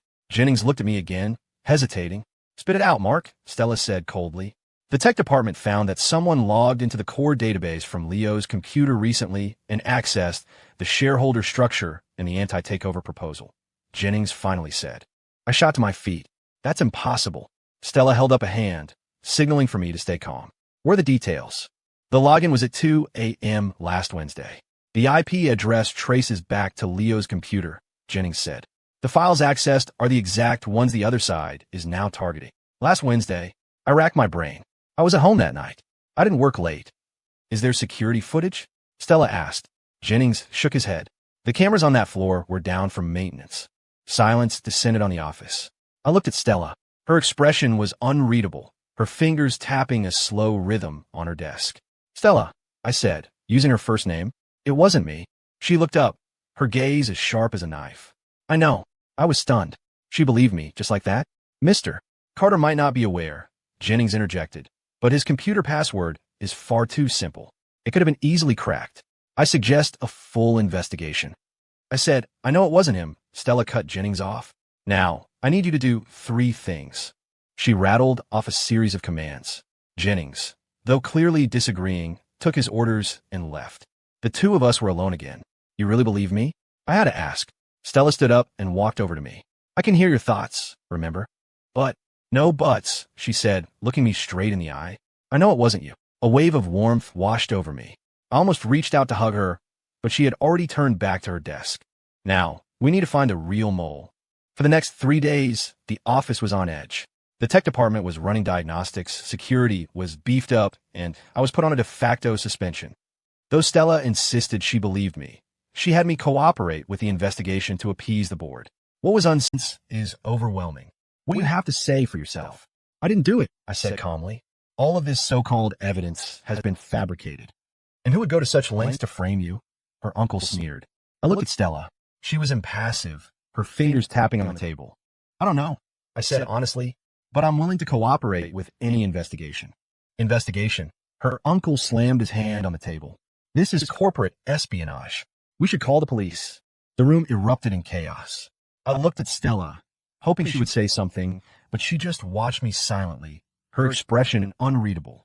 Enough, she finally said, her voice quiet but firm enough to silence the room. Leo is suspended, pending a full investigation. Until we have all the facts, no one is to jump to conclusions. Meeting adjourned. The board members left, grumbling. Soon, it was just me and Stella. You don't believe me, I said, a bitter taste in my mouth. I do, she said softly, but I need proof. What proof is stronger than your mind-reading ability? Stella shook her head. I can't exactly tell the board. I can hear his thoughts, so he's innocent. Can I? I had no response to that. Go home, she said, looking tired. I need time to think. As I left the office, the sky was overcast, a perfect mirror of my mood. Stella said she believed me, but she had been so distant. Maybe, when it came down to business versus feelings, she would always choose business. Back at home, I sat on a balcony, staring into space. A light rain began to fall, soaking the cuffs of my pants, but I didn't move. My phone rang. It was Chloe, cousin-in-law. Something terrible has happened. What is it? I asked listlessly. I just overheard my dad talking to Uncle Mark, she said in a hushed voice. They were saying you were framed. It was Uncle Mark who did it. I sat bolt upright. What did you say? They want to force Stella to give up on you and accept the marriage with the Harrison family. Chloe said frantically. I recorded it. I'm sending it to you. A few minutes later, an audio file appeared on my phone. The quality was poor, but I could clearly make out the voices of Mark Jennings and Stella's uncle, discussing how they had fabricated the evidence against me, even joking about how stupidly simple the kid's password was. I immediately forwarded the file to Stella with a message, evidence from Chloe. She replied instantly, stay home. I'm on my way. An hour later, the front door burst open. Stella stood in the entryway, drenched from the rain, Her hair plastered to her face, but her eyes were blazing. The recording is real, she said without preamble. Mark and my uncle have already confessed. I let out a breath of relief. So, I'm in the clear. It's more than that, Stella said, stepping inside, water dripping from her hair. The Harrison family was behind them. My uncle has been trying to push this merger through for his own gain. I handed her a towel. Are you okay? No, she said, taking the towel, but not using it. She looked me straight in the eye. Leo, do you know what I've been hearing for the past 3 days? What? Your thoughts, she said softly. Every minute of every day, you were thinking, I would rather die than hurt her, and I just wish I could protect her. Her voice trembled, and I had to pretend to doubt you, just to lure out the people behind this. My chest tightened. So, you were acting the whole time. How else would my uncle have let his guard down? She said with a bitter smile. But I didn't realize how much it would hurt you, because I thought I had really lost your trust, I said quietly. Stella took a step forward, her wet hands grabbing the collar of my shirt. You fool, she said, her voice thick with emotion. I can hear your every thought. How could I ever not know your heart? The rain outside intensified. We stood in the entryway, she dripping wet, I completely at a loss. Stella, I asked softly, what do you really want? I want. She took a deep breath. I want to void the contract. My heart stopped. What do you mean? I don't want a fake marriage anymore, she said, her hands moving from my collar to cut my face. I want a real one. The rain, my heartbeat, my breath, everything faded away. The world was reduced to Stella's eyes, inches from mine, and her confession as soft as a sigh. I love you too, Leo. I have for a long time. Her words exploded in my mind like fireworks. I stood there, rain dripping from her hair onto my shirt, her cool fingers still on my cheeks, setting my skin on fire. How long? I asked, my voice hoarse. I don't know, she said, looking down for a moment. Maybe it was when you made me that soup, or when you took that drink from me at the gala, or maybe even before that. Then why didn't you say anything? Stella dropped her hands and took a step back. I had to be sure. Sure of what? That this wasn't just gratitude or habit, but she paused. Real love. The storm raged outside. I closed the distance between us again. And are you sure now? Yes, she nodded softly. When you were being framed, the thoughts I heard from you weren't anger or self-pity, but as long as I can protect her, nothing else matters. In that moment, I was sure. I reached up and brushed a raindrop from her cheek. Do you know what I'm thinking right now? The corner of her mouth lifted. You want to kiss me? Did you hear it? No. She shook her head. This time I just guessed. I leaned down and kissed her, longer and deeper than the first time. Her lips tasted of rain, cool but soft. Her arms went around my neck, her fingers tracing the back of my neck, sending shivers down my spine. When we finally broke apart, the rain had softened to a drizzle. Stella's eyelashes were beaded with moisture, sparkling in the light. So, I asked quietly, what about the contract? It's void, she said decisively. I want a real marriage. Are you sure? I couldn't help but ask. I'm just a regular guy. No family connections, no. Stop, she said, placing her fingers on my lips. I can hear your thoughts, remember?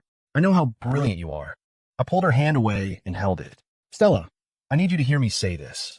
I love you. Not because of a contract, not because of the money. Just because you're you. Stella's eyes lit up like stars. Say it again. I love you. She kissed me again, this time with more passion. We stumbled back onto the sofa, her dark hair fanning out like a waterfall against the cushions. My hands found her waist, feeling the warmth of her skin through her damp shirt. Wait, Stella said, gently pushing me away. We need to talk. Now, I asked, my breath catching. Yes, she said, sitting up and smoothing her clothes. About the company, about my uncle, and about our future. I sighed and sat up too. Okay, what about it? First, my uncle and Mark scheme wasn't just about you, Stella said, her CEO persona back in full force. They wanted to create a scandal to force me out so the Harrison merger would go through and they could profit from it. How many people were involved? At least 3 others on the board, she frowned. But now we have proof. Chloe's recording, plus the tech department's investigation, is enough to prove they framed you.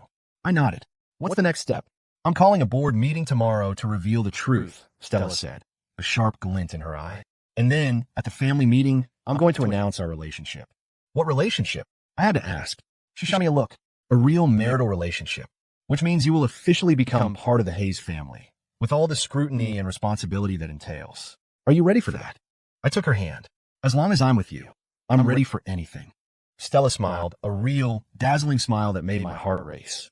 Then it settled. The next morning, I stood outside the 32nd floor boardroom in the dark blue suit Stella had chosen for me. I could already hear heated arguments from inside. Are you sure about this? I whispered to Stella. She adjusted my tie. Absolutely. Then she stood on her toes and gave me a quick peck on the lips. Wish me luck. Stella pushed the door open, and the argument stopped abruptly. I watched the meeting on a monitor outside. Stella calmly played the recording and presented the tech reports, systematically dismantling her uncle and Mark's conspiracy. She was like a general on a battlefield, her logic flawless, her evidence irrefutable. After her uncle stormed out of the room, his face purple with rage, Stella announced the consequences. Mark Jennings was suspended pending a criminal investigation. 3 board members were removed from the decision-making committee, and the Harrison merger was permanently off the table. After the meeting, Stella took me directly to a family meeting. The Hayes mansion was opulent, the long mahogany table surrounded by the core members of the family. Stella's grandfather sat at the head, as regal as an emperor. Stella, explain yourself, her grandfather said without preamble. Why did you just get the board? Stella stood tall. Because they betrayed Sterling. She explained the situation concisely, then added, more importantly, I have an announcement to make. All eyes were on her. My marriage to Leo will no longer be a contract, Stella said, her voice clear and strong. We have fallen in love, and we have decided to continue this marriage, not as a transaction, but as a real husband and wife. The room erupted. Her uncle was the first to jump up. This is absurd. Who is he? It's a broke kid. How could he possibly? That's enough. Stella's voice was sharp as steel. Leo's abilities and character have been proven over the past 6 months. If it weren't for him, Sterling would be in a crisis right now. Stella, dear, her aunt said gently, marriage is a serious matter. The Harrison family. There is no Harrison family, Stella said decisively. I choose Leo, not just because I love him, but because he makes me a better person. Her grandfather had been listening silently. Now he spoke. Leo, do you have anything to say? All eyes turned to me. I took a deep breath and stood beside Stella. I know my background is not what you would expect for this family, but I love Stella, and it has nothing to do with her name or her wealth. I will spend my life proving that. Talk is cheap, her uncle sneered. What can you actually offer? Uncle. Stella glared at him. I gently touched her arm. I am willing to sign a new prenuptial agreement, renouncing all claims to the Hayes family assets. That won't be necessary, Stella said firmly. I trust you. Her words sent another shockwave through the room. But surprisingly, her grandfather sided with us. Stella has always had a mind of her own, he said slowly. If this is her choice, I will respect it. As we left the mansion, I let out a long breath. I thought that would be harder. My grandfather is a shrewd man, Stella said with a small smile. He sees your value. And, she paused, I told him he could help me run Sterling. Me? Run Sterling? Yes, she said, her expression serious. The associate director position is beneath you. I want you to be my co-CEO. I stared at her in shock. Are you serious? Completely, she smiled. I know what you're capable of better than anyone. Back at our townhouse, we sat on the balcony and watched the sunset. Stella rested her head on my shoulder. It was the first time we had ever been so relaxed and close. What about the wedding? I asked. Should we have another one? Of course, she said, looking up at me. A real one this time. You must look beautiful in a wedding dress. Stella suddenly laughed. You know, the first time I really saw you was at the company gala. I looked at her, surprised.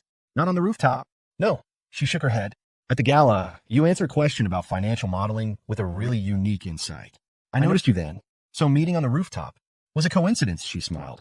But every step after that was my choice. I kissed the top of her head.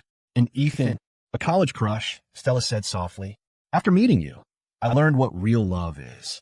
The last rays of the sun bathed us in gold.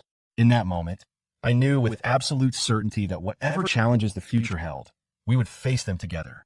A month later, we had our real wedding at the Rose Estate in Connecticut. This time, there was no contract, no deadline, only 2 hearts. Stella was breathtaking in a white gown. My mother sat in the front row, her eyes filled with tears. When we exchanged rings, Stella pulled out a document. A new prenuptial agreement, she announced to everyone. From this day forward, all of my assets are to be shared jointly with Leo.